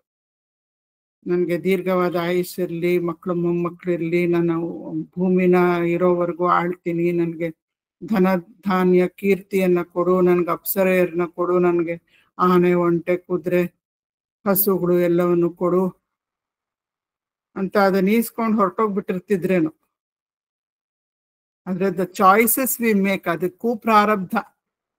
ಅದಕ್ಕೆ ಯೋಗ ಭ್ರಷ್ಟತ ಅಂತ ಭಗವದ್ಗೀತೆ ಹೇಳುತ್ತೆ.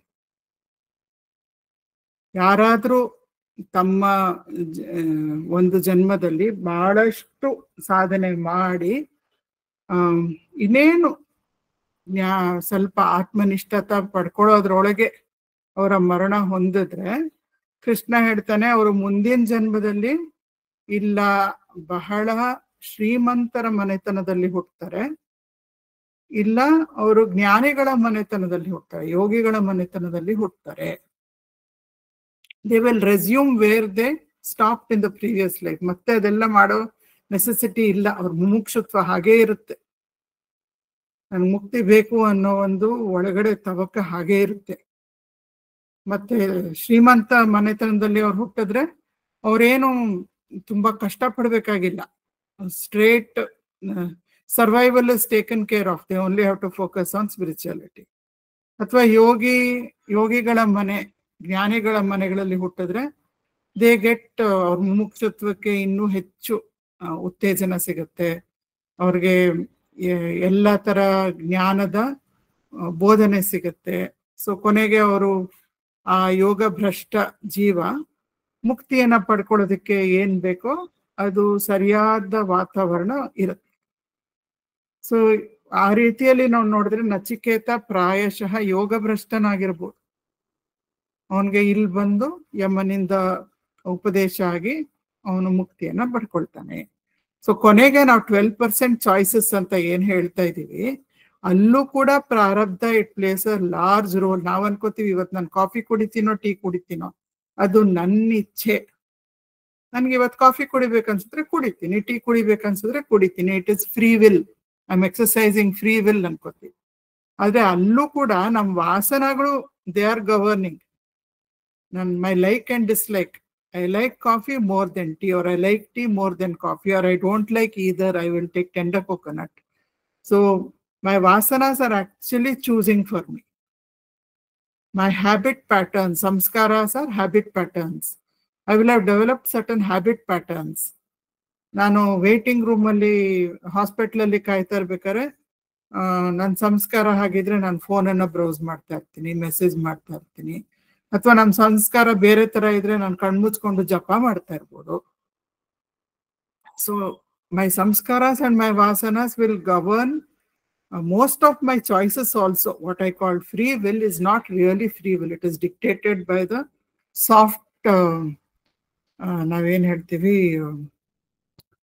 ಏನ್ ಹೇಳ್ತಾರೆ ಅದಕ್ಕೆ, ಪ್ರೋಗ್ರಾಮಿಂಗ್ ಮಾಡೋದು, hardware software. It is dictated by the software. ನಮ್ ಒಳಗಡೆ ಸಾಫ್ಟ್ವೇರ್ ಪ್ರೀ ಇನ್ಸ್ಟಾಲ್ಡ್ ಆಗಿ ಬಂದಿದೆ ಈ ಜೀವಕ್ಕೆ, ಅದು ವಾಸನ ಮತ್ತೆ ಸಂಸ್ಕಾರ ಅಂತ ಹೇಳ್ತೀವಿ. So that pre installed software is making 10% of this 12% choices. 98% of ನಮ್ ಫ್ರೀ ವಿಲ್ ಚಾಯ್ಸಸ್ ಈ ವಾಸನಾಸ್ ಮತ್ತೆ ಸಂಸ್ಕಾರಸ್ ಮಾಡ್ತಾ ಇದೆ. ಅದಕ್ಕೆ ರಮಣರು ಹೇಳ್ತಾರೆ, ಕರ್ತುರಾಜ್ಞೆಯ ಪ್ರಾಪ್ಯತೆ ಫಲ. ಎಲ್ಲವೂ ಕೂಡ ಕರ್ಮ ಫಲಾನೇ. ನಿನ್ನ ಪುರುಷಾರ್ಥ ಇರೋದೇನೋ, how do I react to something. ಅಥವಾ ಧರ್ಮ ಅರ್ಥ ಕಾಮ ಮೋಕ್ಷ, ಆ ಪುರುಷಾರ್ಥಗಳಲ್ಲಿ ಮೋಕ್ಷವನ್ನ ನೀನು ಆರಿಸ್ಕೊಂಡಿದೀಯಾ? ಸೊ ದಟ್ ಇಸ್ ಶ್ರೇಯಸ್. ಇನ್ ಧರ್ಮ ಅರ್ಥ ಕಾಮ, ಧರ್ಮ of course is required for ಮೋಕ್ಷ ಆರ್ ಕಾಮ ಅಂಡ್ ಅರ್ಥ. ಬಟ್ ನನ್ ಕಾಮ ಅರ್ಥ ನನ್ಗೆ ಅದೇ ಮೇನು ಜೀವನದಲ್ಲಿ ಅಂದ್ರೆ ನಾನು ಪ್ರೇಯಸ್ಸನ್ನು ಆರಿಸ್ಕೊಳ್ತೀನಿ. ನನಗ್ ಮೋಕ್ಷ ಮೇನು ಜೀವನದಲ್ಲಿ ಅಂದ್ರೆ ನಾನು ಶ್ರೇಯಸ್ಸನ್ನು ಆರಿಸ್ಕೊಳ್ತೀನಿ. ಸೊ ಇದು parallel to actually I am finding that ಬಹಳ ಚೆನ್ನಾಗಿ ಎಕ್ಸ್ಪೆರಿಮೆಂಟಲ್ ಫೈಂಡಿಂಗ್ಸ್ ನಮ್ಮ ವೇದಾಂತದ ಫೈಂಡಿಂಗ್ಸ್ಗೆ ಹೊಂದ್ಕೊಳ್ತಾ ಇದೆ ಅಂತ ನನಗೆ ಅನ್ನಿಸ್ತು. ಈಗ ಒಂದು ಸಣ್ಣ ಧ್ಯಾನವನ್ನ ಮಾಡೋಣ. ಈ ಧ್ಯಾನ ಮಾಡ್ಬೇಕಾದ್ರೆ ಒಂದು ಸಂಕಲ್ಪ, ಅಸತೋಮ ಸದ್ಗಮಯ, ಅದು ನಿಜವಾಗ್ಲೂ ಒಂದು ಬಹಳ ಸೊಗಸಾದ ಸಂಕಲ್ಪ. ನನ್ನನ್ನ ಅಸತ್ಯದಿಂದ ಸತ್ಯದ ಕಡೆಗೆ ಕರ್ತ್ಕೊಂಡು ಹೋಗು, ನನ್ನನ್ನ ಕತ್ತಲೆಯಿಂದ ಬೆಳಕಿನ ಕಡೆಗೆ ಕರ್ತ್ಕೊಂಡು ಹೋಗು, ನನ್ನನ್ನ ಮೃತ್ಯುವಿಂದ ಅಮೃತತ್ವದ ಕಡೆಗೆ ಕರ್ತ್ಕೊಂಡು ಹೋಗು. ಅಂದ್ರೆ ನಾನು ದೇಹ ಮನಸ್ಸು ಬುದ್ಧಿ ಅಂತ ನಾನು ಎಲ್ಲಿವರೆಗೂ ನನ್ನನ್ನು ನಾನು ಗುರ್ತಿಸ್ಕೊಳ್ತಾ ಇರ್ತೀನೋ, ದೇಹಕ್ಕೆ ಮರಣ ಇರೋದ್ರಿಂದ ನನಗೆ ಮರಣ ಇದೆ ಅಂತ ನನಗೆ ಅನ್ನಿಸ್ತಾ ಇರುತ್ತೆ. ಆದ್ರೆ ನಾನು ಆತ್ಮ, ಈ ಆತ್ಮ ಅನ್ನೋದು ಅಮೃತ, ಅದಕ್ಕೆ ಹುಟ್ಟಿಲ್ಲ ಸಾವಿಲ್ಲ ಅಂತ ನಾನು ಯಾವಾಗ ನನ್ನನ್ನ ನಾನು ಆತ್ಮ ಅಂತ ಕಂಡ್ಕೋತೀನೋ, ಆ ಸತ್ಯವನ್ನ ನಾನು ಅರಿತ್ಕೊಳ್ತೀನೋ, ಆಗ ನಾನು ಅಮೃತತ್ವವನ್ನ ಪಡ್ಕೊಂಡ ಹಾಗೆ ಅಂತ. ಸೊ ಈ ಒಂದು ಶ್ಲೋಕವನ್ನ ಹೇಳಿ 2 ನಿಮಿಷ ಇದು ಸಂಕಲ್ಪದ ತರ, ಆ 2 ನಿಮಿಷ ನಾವು ನನಗೆ ಮುಕ್ತಿ, ನನ್ನ ಗುರಿ ಮುಕ್ತಿ, ಆತ್ಮನಿಷ್ಠತ, ಆತ್ಮನಲ್ಲಿ ನಿಷ್ಠನಾಗೋದೆ, ಸಚ್ಚಿದಾನಂದ, ನನ್ನ ನಿಜ ಸ್ವರೂಪವಾದಂತ ಸಚ್ಚಿದಾನಂದದಲ್ಲಿ ನೆಲೆಸೋದೆ ನನ್ನ ಜೀವನದ ಗುರಿ ಅಂತ 2 ನಿಮಿಷ ಹಾಗೆ ಕೂತ್ಕೊಳ್ಳೋಣ. ಆಮೇಲೆ ನಾನು ಓಂ ಅನ್ನ ಹೇಳಿದಾಗ ಓಂ ಶಾಂತಿ ಶಾಂತಿ ಶಾಂತಿ ಹೇಳಿ we will come back to the talk. ಈಗ ಕಣ್ಣನ್ನ ಮುಚ್ಕೊಂಡು ಲೆಟ್ ಅಸ್ ಚಾಂಟ್ ಅಸತೋಮ. ಓಂ ಅಸತೋಮ ಸದ್ಗಮಯ ತಮಸೋಮ ಜ್ಯೋತಿರ್ಗಮಯ ಮೃತ್ಯೋರ್ಮಾ ಅಮೃತಂ ಗಮಯ. ಓಂ ಶಾಂತಿ ಶಾಂತಿ ಶಾಂತಿ.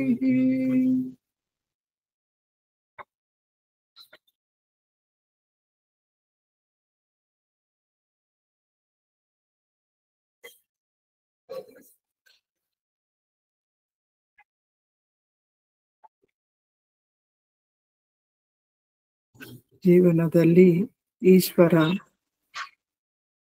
ನನ್ನ ಮುಕ್ತಿ ಸಾಧನೆಗೆ ಏನೇನ್ ಬೇಕೋ ಎಲ್ಲವನ್ನು ಒದಗಿಸ್ಕೊಟ್ಟಿದ್ದಾನೆ.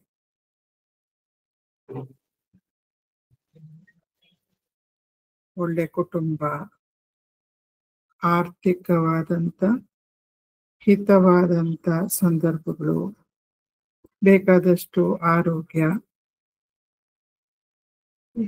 ಎಲ್ಲದಕ್ಕಿಂತ ಹೆಚ್ಚಾಗಿ ಮುಮುಕ್ಷುತ್ವ, ಮಾನವ ಜನ್ಮ,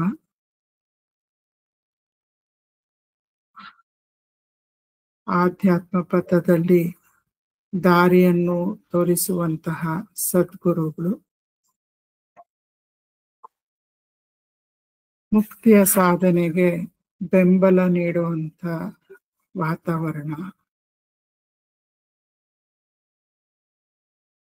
ಇದಕ್ಕಾಗಿ ನನ್ನ ಕೃತಜ್ಞತೆಯನ್ನ ಈಶ್ವರನ ಪಾದಗಳಿಗೆ, ಸೃಷ್ಟಿಕರ್ತನ ಪಾದಗಳಿಗೆ ಅರ್ಪಿಸ್ತಾ ಇದ್ದೀನಿ.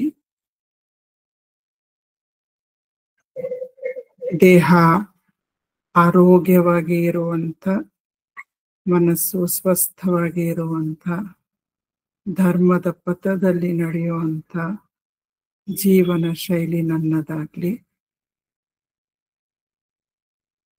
ವ್ಯಾವಹಾರಿಕ ಜೀವನಕ್ಕೆ ಬೇಕಾದಂತ ಜವಾಬ್ದಾರಿ ಕೆಲಸಗಳು ಎಲ್ಲವೂ ಕೂಡ ಆ ಭಗವಂತನ ಶಕ್ತಿ ಚೈತನ್ಯಗಳಿಂದ ನಡೀತಾ ಇದೆ.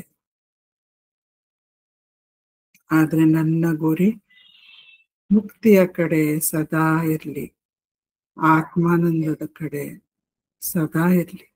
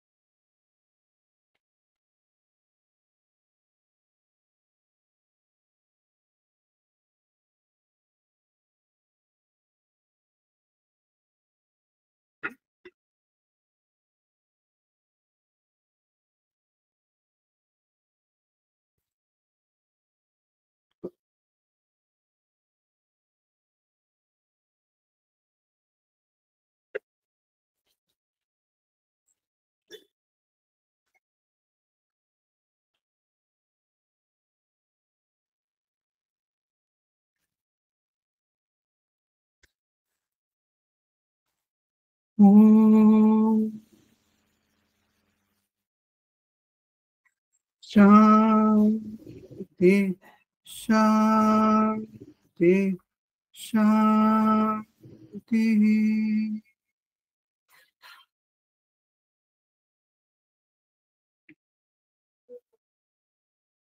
ಎರಡು ಕೈಗಳನ್ನು ಉಜ್ಕೊಂಡು ಕಣ್ಣುಗಳ ಮೇಲೆ ಇಟ್ಕೊಂಡು ನಿಧಾನವಾಗಿ ಕಣ್ಣುಗಳನ್ನ ತೆರೆಯೋಣ.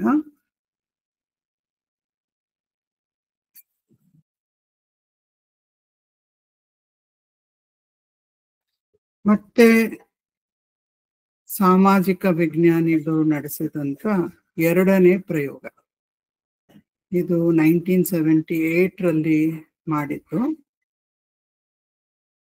ಅವ್ರು ಏನ್ ಮಾಡಿದ್ರು ಅಂದ್ರೆ, ಸಾಕಷ್ಟು ಮಂದಿ ಲಾಟ್ರಿ ಟಿಕೆಟ್ ಅನ್ನ ಗೆದ್ದವ್ರು. ಎಷ್ಟೋ ಜನ ನಾವೆಲ್ಲರೂ, ನಾನು ಕೊಂಡ್ಕೊಂಡಿದ್ದೀನಿ ಯಾವ್ದು ಲಾಟ್ರಿ ಟಿಕೆಟ್ ಮುಂಚೆ. ಬಂದ್ಬಿಡುತ್ತೆ ಅನ್ಸತ್ತ, ಯಾಕೆ ಬರ್ಬಾರ್ದು. ಯಾರೋ ಒಬ್ರು ಮನೆ ಇತ್ತು, ನವಕೋಟಿ ನಾರಾಯಣ ಅವ್ರಿಗೆ ಲಾಟ್ರಿ ಟಿಕೆಟ್ ಗೆದ್ಬಿಟ್ಟು ಅವ್ರಿಗೆ ಬಂತು ರೀ 9 ಕೋಟಿ ಗೆದ್ಬಿಟ್ರು. ಬಹಳ ಫೇಮಸ್ ಆಗಿದ್ರು ಆ ಏರಿಯಾದಿಂದ. ಎಲ್ರಿಗೂ ಏನೋ ಒಂದು ಆಶಯ, ನನಗೂ ಬರ್ಬೋದೇನೋ. ಆ ರೀತಿ ಆಕ್ಚುಲ್ ಆಗಿ ಗೆದ್ದವರು, ದೊಡ್ಡ ದೊಡ್ಡ ಮೊತ್ತವನ್ನ ಲಾಟ್ರಿ ಟಿಕೆಟ್ ಅಲ್ಲಿ ಗೆದ್ದವರು ಅಂತವರನ್ನ ಐಡೆಂಟಿಫೈ ಮಾಡಿದ್ರು ಒಂದ್ ಕಡೆ ಒಂದು ಗ್ರೂಪು. ಇನ್ನೊಂದು ಗ್ರೂಪು ಅಪಘಾತಗಳು. ನಾವು ಬೆಳಗ್ಗೆ ಪೇಪರ್ ತೆಗೆದ್ರೆ ಎಷ್ಟೊಂದು ಅಪಘಾತಗಳ ಬಗ್ಗೆ ಓದ್ತೀವಿ, ತುಂಬಾ ಹಿಂಸೆ ಆಗತ್ತೆ ಕೆಲಸ.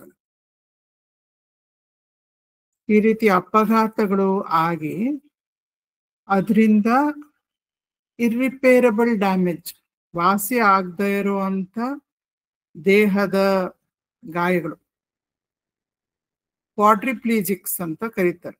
ಕ್ವಾಡ್ರಿಪ್ಲೀಜಿಕ್ಸ್ ಅಂದ್ರೆ ಸೊಂಟದ ಕೆಳಗೆ ಅಂದ್ರೆ ಕಾಲಿನ ಭಾಗ, ಅದರಲ್ಲಿ ಸೆನ್ಸೇಷನ್ ಇರಲ್ಲ, ಪ್ಯಾರಲೈಸ್ ಆಗೋಗ್ಬಿಟ್ಟೆ. So they become wheelchair users. Normal ಆಗಿದ್ದವರು ನಿಮ್ ತರ ನಮ್ ತರ ಓಡಾಡ್ಕೊಂಡು ನಡ್ಕೊಂಡು ಕೆಲಸ ಮಾಡ್ಕೊಂಡು ಇವತ್ತಿದ್ದವರು ಆಕ್ಸಿಡೆಂಟ್ ಆಗಿದ್ದ ಮರುಕ್ಷಣ ದೇ ಬಿಕಮ್ ಕ್ವಾಡ್ರಿಪ್ಲೀಜಿಕ್ಸ್.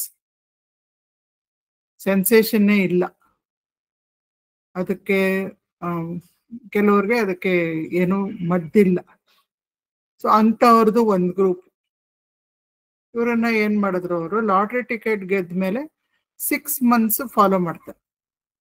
ಈ ಕ್ವಾಡ್ರಿಪ್ಲೀಜಿಕ್ಸು ಅಷ್ಟೇ, ಅವರಿಗೆ ಯಾವಾಗ ನ್ಯೂಸ್ ಬರುತ್ತೆ ನಿಮ್ಗೆ lower part of the body is paralysed, nothing can be done about it ಅಂತ ಹೇಳಿದ್ಮೇಲೆ 6 ತಿಂಗಳು 2 ಗ್ರೂಪ್ ಅವರನ್ನು ಫಾಲೋ ಮಾಡಿ 6 ತಿಂಗಳಾದ್ಮೇಲೆ ನೋಡ್ತಾರೆ. ಅವ್ರು ಏನು ಸರ್ಪ್ರೈಸಿಂಗ್ಲಿ ಅವ್ರಿಗೆ ಏನು ಗೊತ್ತಾಗುತ್ತೆ ಅಂತ ಹೇಳಿದ್ರೆ, ಈ ಕ್ವಾಡ್ರಿಪ್ಲೀಜಿಕ್ಸ್ ಅವರಿಗೆ of course it takes time to come to terms with it. ಕೆಲವ್ರಿಗೆ ಬೇಗ ಆಗ್ಬೋದು, ಕೆಲವ್ರಿಗೆ ನಿಧಾನಕ್ಕಾಗ್ಬೋದು. ಆದ್ರೆ 6 ತಿಂಗಳು ಆಗೋ ಅಷ್ಟೊತ್ತಿಗೆ they found that most of them were almost as happy as they were before the accident happened. Despair, agony, frustration, depression, anger, ಎಲ್ಲ ಏನೇನು ಇರುತ್ತೆ ಅದೆಲ್ಲ ನಿಧಾನವಾಗಿ ಇಳಿದು they had come to one state of cheerfulness. ಅದೇ lottery ticket winners they went to euphoria, ecstasy ಎಲ್ಲ ಆಗೋದ್ಮೇಲೆ ವಿನ್ನನ್ನೆಲ್ಲ collect ಮಾಡ್ಕೊಂಡ್ಮೇಲೆ ಮಾರನೇ ದಿನಾನೇ ಏನ್ ಬರುತ್ತೆ, ನಾನು ಇದಕ್ಕೆ ಟ್ಯಾಕ್ಸ್ ಕಟ್ಟಬೇಕು, ಏನೋ 10 ಕೋಟಿ ನನಗೆ ಅಂತ ಅನ್ಕೊಂಡ್ಬಿಟ್ಟೆ, ಇಲ್ವಂತೆ ಅದ್ರಲ್ಲಿ ಅದಿಷ್ಟು 30% 40% ಏನೋ ನಾನು ಟ್ಯಾಕ್ಸ್ ಕಟ್ಟಬೇಕಂತ. ನನಗಷ್ಟು ಸಿಕ್ಕಲ್ಲ. ಅದನ್ನ ಕಟ್ಟಾಯ್ತು, ಮಿಕ್ಕಿದ ದುಡ್ಡಲ್ಲಿ ಎಲ್ಲೆಲ್ಲೋ ಅಪಾರ್ಟ್ಮೆಂಟು ಮನೆ ಎಲ್ಲ ಕೊಂಡ್ಕೊಂಡಾಯ್ತು, ಎಲ್ಲ ಆಯ್ತು. ಸರ್ಪ್ರೈಸಿಂಗ್ಲಿ ಒಂದ್ ಸ್ವಲ್ಪ ದಿನ ಆದ್ಮೇಲೆ ಅದರಿಂದ ಏನೇನೋ ಪ್ರಾಬ್ಲಮ್ಗಳು, ಬೇರೆ ನೈಬರ್ಹುಡ್ಗೆ ಹೋದ್ರೆ ಆ ನೈಬರ್ಹುಡ್ ಅಲ್ಲಿ ಅಡ್ಜಸ್ಟ್ಮೆಂಟ್ ಇಶ್ಯೂಸು, ಲೀಗಲ್ ಇಶ್ಯೂಸು ಎಲ್ಲ ಸೇರ್ಕೊಂಡು that euphoria came down by 6 months. They got used to it also. So again they found that lottery ticket ತಗೊಳಕ್ಕಿಂತ ಒಂದಿನ ಹಿಂದೆ ಅವ್ರು ಹೇಗಿದ್ರು ಆ ಲೆವೆಲ್ ಆಫ್ ಹ್ಯಾಪಿನೆಸ್ಗೆ more or less they have come. So ಇದರಲ್ಲಿ ಏನ್ ಅರ್ಥ ಆಗುತ್ತೆ ನಮ್ಗೆ, ವೇದಾಂತ ಏನ್ ಹೇಳುತ್ತೆ ಅಂತ ನಾವು ನೋಡಿದ್ರೆ, ವೇದಾಂತ ಹೇಳ್ತಾ ಇದೆ ಸುಖ ದುಃಖ ಎರಡೂ ಕೂಡ ಶಾಶ್ವತ ಅಲ್ಲ. ಹೀಗ್ ಬರುತ್ತೆ ಹೀಗ್ ಹೋಗುತ್ತೆ. ಸುಖ, ತುಂಬಾ ಸುಖ ಇರ್ಬೋದು, ಲಾಟ್ರಿ ಟಿಕೆಟ್ ಸಿಗೋದು ತುಂಬಾ ಸುಖ, ಹೊಸ ಮನೆ ಕೊಂಡ್ಕೊಡೋದು ತುಂಬಾ ಸುಖ, ಯಾರ್ದೋ ಮನೇಲಿ ಮದ್ವೆ ಆದ್ರೆ ತುಂಬಾ ಸುಖ, ಮೊಮ್ಮಗು ಹುಟ್ಟಿದ್ರೆ ತುಂಬಾ ಸುಖ, ಪ್ರಮೋಷನ್ ಸಿಕ್ಕಿದ್ರೆ ತುಂಬಾ ಸುಖ. ಎಷ್ಟೊತ್ತು? 10 ಸೆಕೆಂಡು, 5 ನಿಮಿಷ, 10 ನಿಮಿಷ, 1 ತಿಂಗಳು. ಅದಾದ್ಮೇಲೆ ನನ್ ಮಗನ್ ಮದ್ವೆ ಆಗೋಯ್ತು, ಏನ್ ಒಳ್ಳೆ ಹುಡುಗಿ ಅಂತೀರ. ಆಮೇಲೆ ಮಗ ಸೊಸೆ ಮನೇಲಿ ಇದ್ದು 6 ತಿಂಗಳಾದ್ಮೇಲೆ ಕೇಳಿ, ಒಳ್ಳೆ ಹುಡುಗಿನೇ, ಆದ್ರೆ ಏನೋ ಸ್ವಲ್ಪ ಅವ್ರವ್ರ ನೇಚರ್ ಇರುತ್ತಲ್ಲ, ಅಡ್ಜಸ್ಟ್ ಮಾಡ್ಕೊಂಡು ಹೋಗ್ಬೇಕು. ನಾವು ಏನ್ ಮಾಡಕ್ಕಾಗುತ್ತೆ? So it comes, everything will have a flip side. ವ್ಯಾವಹಾರಿಕ ಸುಖಕ್ಕೆ ಫ್ಲಿಪ್ ಸೈಡ್ ದುಃಖ ಇರುತ್ತೆ, ವ್ಯಾವಹಾರಿಕ ದುಃಖಕ್ಕೆ ಫ್ಲಿಪ್ ಸೈಡ್ ಸುಖನೂ ಇರುತ್ತೆ. And it is going to go on changing. ಯಾವುದು ಶಾಶ್ವತವಾಗಿ ನಮ್ಮ ಜೊತೆ ಇರೋದಿಲ್ಲ. ಇಲ್ಲಿ ನಾವು ಪಿಕ್ಚರ್ ನೋಡಿದ್ರೆ ಒಂದು ಮಗು ಅಳ್ತಾ ಇರೋದನ್ನ ನೋಡ್ತೀವಿ. ಇಲ್ಲಿ ಮಿಸ್ ವರ್ಲ್ಡ್ ಕಾಂಟೆಸ್ಟ್ ಗೆದ್ದಿರೋಳು, ಅವಳಿಗೆ ಎಷ್ಟು ಆನಂದ ಆಗೋಗಿದೆ ಅಂದ್ರೆ ಅವಳು ಆಕ್ಚುಲಿ ಅಳ್ತಾ ಇದ್ದಾಳೆ. She so moved. ಎಷ್ಟೊತ್ತಿರುತ್ತೆ ದಟ್ ಪೀಕ್ ಆಫ್ ಎಕ್ಸ್ಟಸಿ? ಸ್ವಲ್ಪ ಹೊತ್ತು. ಇಲ್ಲಿ ವಿಕೆಟ್ ಕೀಪರ್ ಬಾಲ್ ಅನ್ನ ಹಿಡ್ಕೊಂಡ್ಬಿಟ್ಟು ಔಟ್ ಮಾಡಿಸ್ತಾ ಇದ್ದಾನೆ ವರ್ಲ್ಡ್ ಕಪ್ ಮ್ಯಾಚ್ ಅಲ್ಲಿ. ಬಹಳ ಚೆನ್ನಾಗಿರುತ್ತೆ, ಎಲ್ಲ ಪ್ಲೇಯರ್ಸ್ ಬಂದು ಒಂದೊಂದು ತಪ್ಗೋತಾರೆ, ಎಲ್ಲ ಆಗುತ್ತೆ. ಬಟ್ ಅದಾದ್ಮೇಲೆ ನೆಕ್ಸ್ಟ್ ಟೈಮ್ ವಿಕೆಟ್ ಬಿಟ್ಬಿಟ್ರೆ ಅಷ್ಟೇ ಬೇಜಾರಾಗುತ್ತೆ. ಅದಕ್ಕೆ ವೇದಾಂತ ಏನ್ ಹೇಳ್ತಾ ಇದೆ? ವೇದಾಂತ ಹೇಳುತ್ತೆ, ಏನಾಗ್ತಾ ಇದೆ ನೀನ್ ಹೊರಗೆ ಅಥವಾ ಏನಾಗ್ತಾ ಇಲ್ಲ ಅನ್ನೋದ್ರ ಮೇಲೆ ನಿನ್ನ ಆನಂದ ಅವಲಂಬಿತವಾಗಿ ಇಲ್ಲಪ್ಪ. ಹೊರಗೆ ಏನ್ ನಡೀತಾ ಇದೆ ಅದಕ್ಕೆ ನಿನ್ನ ಪ್ರತಿಕ್ರಿಯೆ ಏನಿದೆ ಒಳಗಡೆ, ಅದ್ರ ಮೇಲೆ ಅವಲಂಬಿತವಾಗಿದೆ ನಿನ್ನ ಆನಂದ ಅಂತ ಹೇಳ್ತಾ ಇದೆ. ಇವತ್ತು ಮಿಸ್ ವರ್ಲ್ಡ್ ಕಂಟೆಸ್ಟ್ ವಿನ್ ಮಾಡಾಯ್ತು, ವೆರಿ ನೈಸ್, ವೆರಿ ಗುಡ್. ನಾಳೆ ಯಾರೋ ಬಂದು ನನ್ನನ್ನ ತೆಗಳಿದ್ರು, ನನ್ನ ಮುಖದ ಮೇಲೆ ಉಗಿದ್ರು, it's all right, that is also okay. ಸ್ಥಿತಪ್ರಜ್ಞತ್ವ. ನಮ್ಮ ಹೊರಗೆ ಅಂತ ಹೇಳಿದ್ರೆ ಯಾವ್ದ್ಯಾವ್ದೆಲ್ಲ ನಮ್ಮ ಹೊರಗಿದೆ ಅಂತ ನಾವು ಪ್ರಶ್ನೆ ಹಾಕಿದ್ರೆ, ಜಗತ್ತೇನೋ ನಮ್ಮ ಹೊರಗಿದೆ. ನಮ್ಮ ಮನೆ, ನಮ್ಮ ಕುಟುಂಬ, ನಮ್ಮ ನೆರೆಹೊರೆಯವರು, ನಮ್ಮ ಆಫೀಸು, ನಮ್ಮ ಕೆಲಸದವರು, ನಮ್ಮ ಬೀದಿ, ನಮ್ಮ ಬಡಾವಣೆ, ನಮ್ಮ ನಗರ, ನಮ್ಮ ದೇಶ, ಹೊರದೇಶಗಳು ಎಲ್ಲ ನನ್ನ ಹೊರಗಿದೆ. ಇನ್ಯಾವ್ದು ನನ್ನ ಹೊರಗಿದೆ? ಏನೇನು ನನಗೆ ಗೋಚರ ಆಗುತ್ತೋ ಅದೆಲ್ಲ ನನ್ನ ಹೊರಗೆ ಇರೋದು, ಅದ್ ನಾನಲ್ಲ. ವೇದಾಂತ ಹೇಳ್ತಾ ಇದೆ, ದೇಹದಲ್ಲಿ ಎಲ್ಲೋ ನೋವಾಗ್ತಾ ಇದೆಯಾ, ಅದ್ ನಿಂಗೆ ಗೋಚರ ಆಗ್ತಾ ಇದೆಯಾ, ಹಾಗಿದ್ರೆ ದೇಹ ನೀನಲ್ಲ. ಯಾವುದೋ ಒಂದ್ ರೀತಿ ಸಂವೇದನೆ ಆಗ್ತಾ ಇದೆಯಾ, ಎಲ್ಲೋ ಕೂತ್ಕೊಂಡ್ರೆ ಆ ಫರ್ನಿಚರ್ ಸಿಲ್ಕ್ ಇಂದ ಮಾಡಿದ್ರೆ ಒಳ್ಳೆ ಸ್ಪರ್ಶ ಆಗ್ತಾ ಇದೆ, ಒಳ್ಳೆ ಘಮ ಘಮ ಬರ್ತಾ ಇದೆ, ಏನೋ ಒಳ್ಳೆ ರುಚಿ ಬರ್ತಾ ಇದೆ ನಾಲ್ಗೆಗೆ, ಕಣ್ಣಿಗೆ ಏನೋ ದೃಶ್ಯ ಇದೆ, ಕಿವಿಗೆ ಇಂಪಾದ ಸಂಗೀತ ಕೇಳಿಸ್ತಾ ಇದೆ. ಇದೆಲ್ಲ ನಾನಲ್ಲ. ಯಾವುದು ನನಗೆ ಗೋಚರ ಆಗುತ್ತೋ ಅದೆಲ್ಲ ನಾನಲ್ಲ. ಆದ್ರಿಂದ ಈ ದೇಹ ನಾನಲ್ಲ. ಮನಸ್ಸಿನಲ್ಲಿ ಬರ್ತಾ ಇರೋಂಥ ಯೋಚನೆ ನನಗೆ ಗೊತ್ತಾಗ್ತಾ ಇದೆ ಅಲ್ವಾ? ಈಗ ಯಾವ ಯೋಚನೆ ಬಂದಿದೆ ನನ್ನ ಮನಸ್ಸಿಗೆ? ಒಂದು ಯೋಚನೆ ಬಂದಿದೆ. ಆ ಯೋಚನೆ ಹೇಳ್ತಾ ಇದೆ, ನಾನು ತುಂಬಾ ಒಳ್ಳೆಯವಳು, ಆದ್ರೆ ಜೀವನ ನನಗೆ ಬೇಕಿದ್ದನ್ನ ತಂದ್ಕೊಡ್ಲಿಲ್ಲ, I deserve it but I did not get it ಅಂತ ಹೇಳ್ತಾ ಇದ್ರೆ, am I identifying with that thought and feeling that I did not get what I should have got?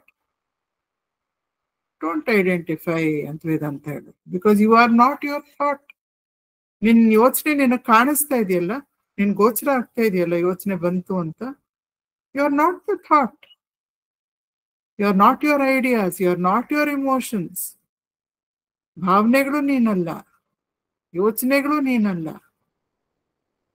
ಮನಸ್ಸೇ ನೀನಲ್ಲ, ಬುದ್ಧಿನೂ ನೀನಲ್ಲ. ಮನೋಬುದ್ಧಿ ಅಹಂಕಾರ ಚಿತ್ತ ನೀನಾಹಂ ಅಂತಾರೆ ಶಂಕರಾಚಾರ್ಯರು. ಇದ್ಯಾವುದು ನೀನಲ್ಲ. ಎಲ್ಲವೂ ಗೋಚರ ಆಗ್ತಾ ಇರೋಂತ ಸಾಕ್ಷಿ ನೀನು, ಎಲ್ಲವೂ ಅರಿವಾಗ್ತಾ ಇರೋಂತ ಸಾಕ್ಷಿ, ಆ ಅರಿವೇ ನೀನು ಅಂತ ವೇದಾಂತ ಹೇಳ್ತಾ ಇದೆ. ಯಾವಾಗ ನೀನ್ ಈ ರೀತಿ ಜೀವನ ಮಾಡ್ತೀಯೋ ನೀನು ಸ್ಥಿತಪ್ರಜ್ಞನಾಗ್ತೀಯಾ. Your response to every situation will be as it should be. It will be very appropriate. ಜೀವನದಲ್ಲಿ ಯಾವ ಸವಾಲ್ ಬರ್ಲಿ, ದೇಹಕ್ಕೆ ಯಾವ ರೋಗ ಬರ್ಲಿ, ಯಾರಿಗೆ ಏನಾದ್ರೂ ಪ್ರಾಬ್ಲಮ್ ಬರ್ಲಿ ನಮ್ಮ ಸುತ್ತಮುತ್ತ, ಅಥವಾ ಆನಂದ ಬರ್ಲಿ, ಹೊಗಳಿಕೆ ಬರ್ಲಿ, ಕೀರ್ತಿ ಬರ್ಲಿ, ಐಶ್ವರ್ಯ ಬರ್ಲಿ, ಎಲ್ಲಕ್ಕೂ ಸಮಚಿತ್ತ, ಸಮಾಧಾನ ಮನಸ್ಸಿನಲ್ಲಿ ಸದಾ ಇರುತ್ತೆ.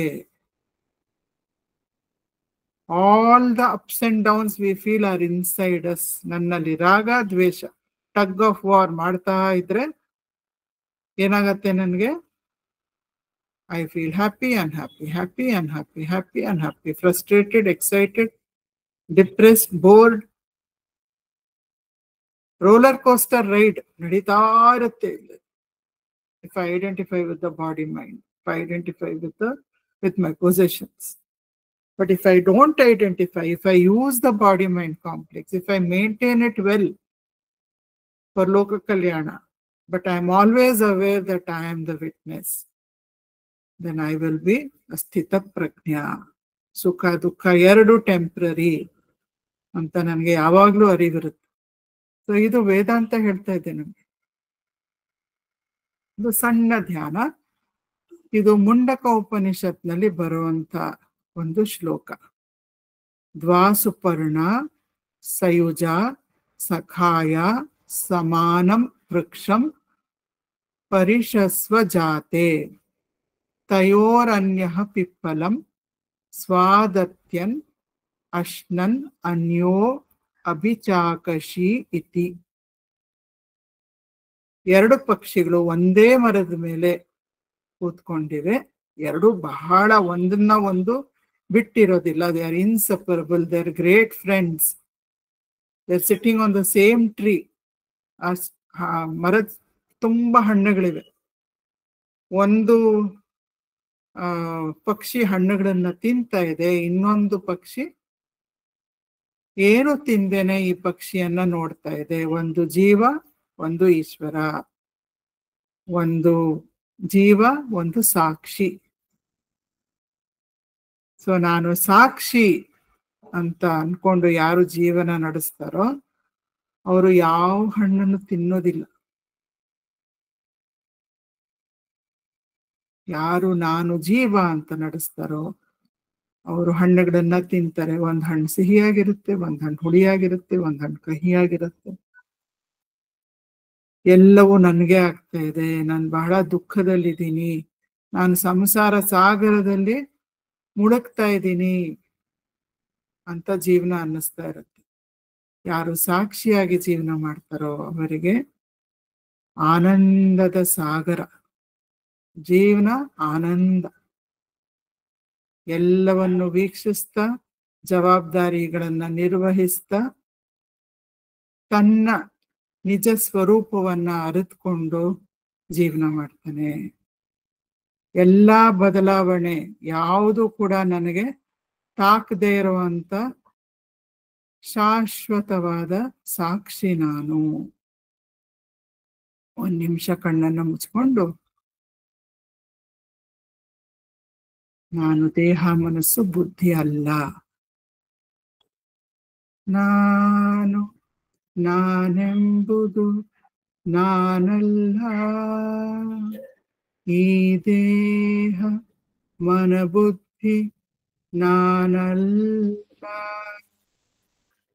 ಸಚ್ಚಿದಾನಂದಾತ್ಮ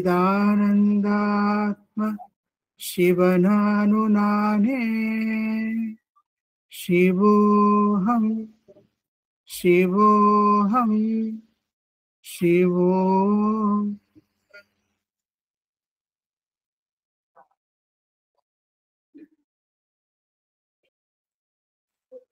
ಹಾಗೆ ಸಾಕ್ಷಿ ಭಾವದಿಂದ ಕೂತಿರೋಣ. ಒಂದು ನಿಮಿಷ.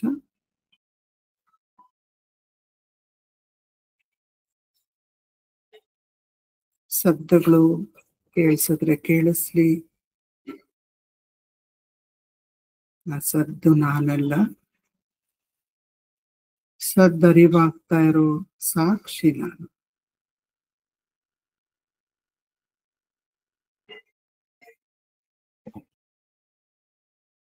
ದೇಹದಲ್ಲಿ ಸಂವೇದನೆ ಆದ್ರೆ ಯಾರಿಗೆ ಗೋಚರ ಆಗ್ತಾ ಇದೆಯೋ ಆ ಸಾಕ್ಷಿ ನಾನು.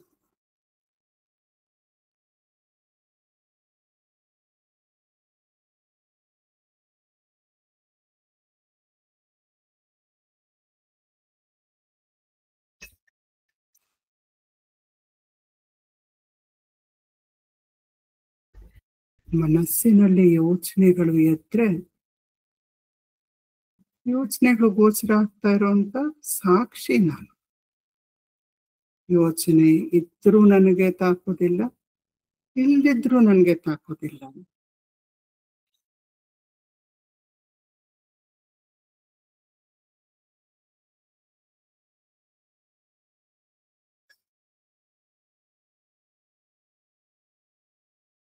ಮೌನ ಇದ್ರೆ ಆ ಮೌನ ಗೋಚರ ಆಗ್ತಾ ಇರುವಂತ ಸಾಕ್ಷಿ ನಾನು.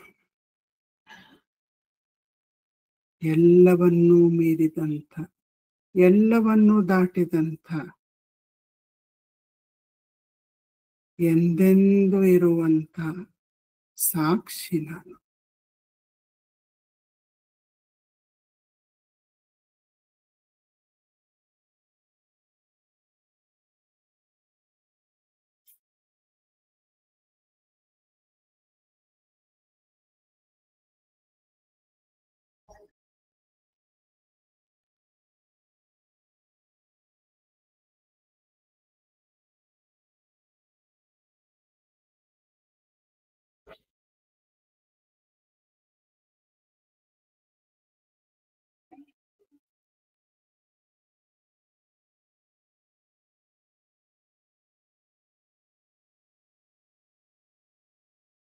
ಓಂ.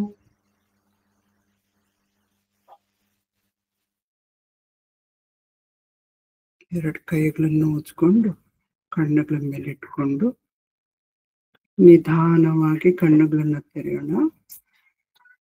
ಇನ್ನು ಒಂದೇ ಒಂದು ಪ್ರಯೋಗ. ಇದು ನ್ಯೂರೋ ಸೈಂಟಿಸ್ಟ್ ಅವರು ಮಾಡಿರುವಂತ ಪ್ರಯೋಗ. ಆನಂದಮೈಡ್ ಅಥವಾ ಬ್ಲಿಸ್ ಮಾಲಿಕ್ಯೂಲ್ ಅಂತ ನೀವು ಕೇಳಿರ್ಬೋದು. ನನಗೆ ಅದು ಹೊಸ ವಿಚಾರ ಆಗಿತ್ತು. ಇದರ ಡಿಸ್ಕವರಿ ಮಾಡಿದವರು ರಾಫೇಲ್ ಮೆಚೂಲಮ್ ಅಂತ. ಅವರು ಇಸ್ರೇಲಿ ದೇಶದ ವಿಜ್ಞಾನಿ.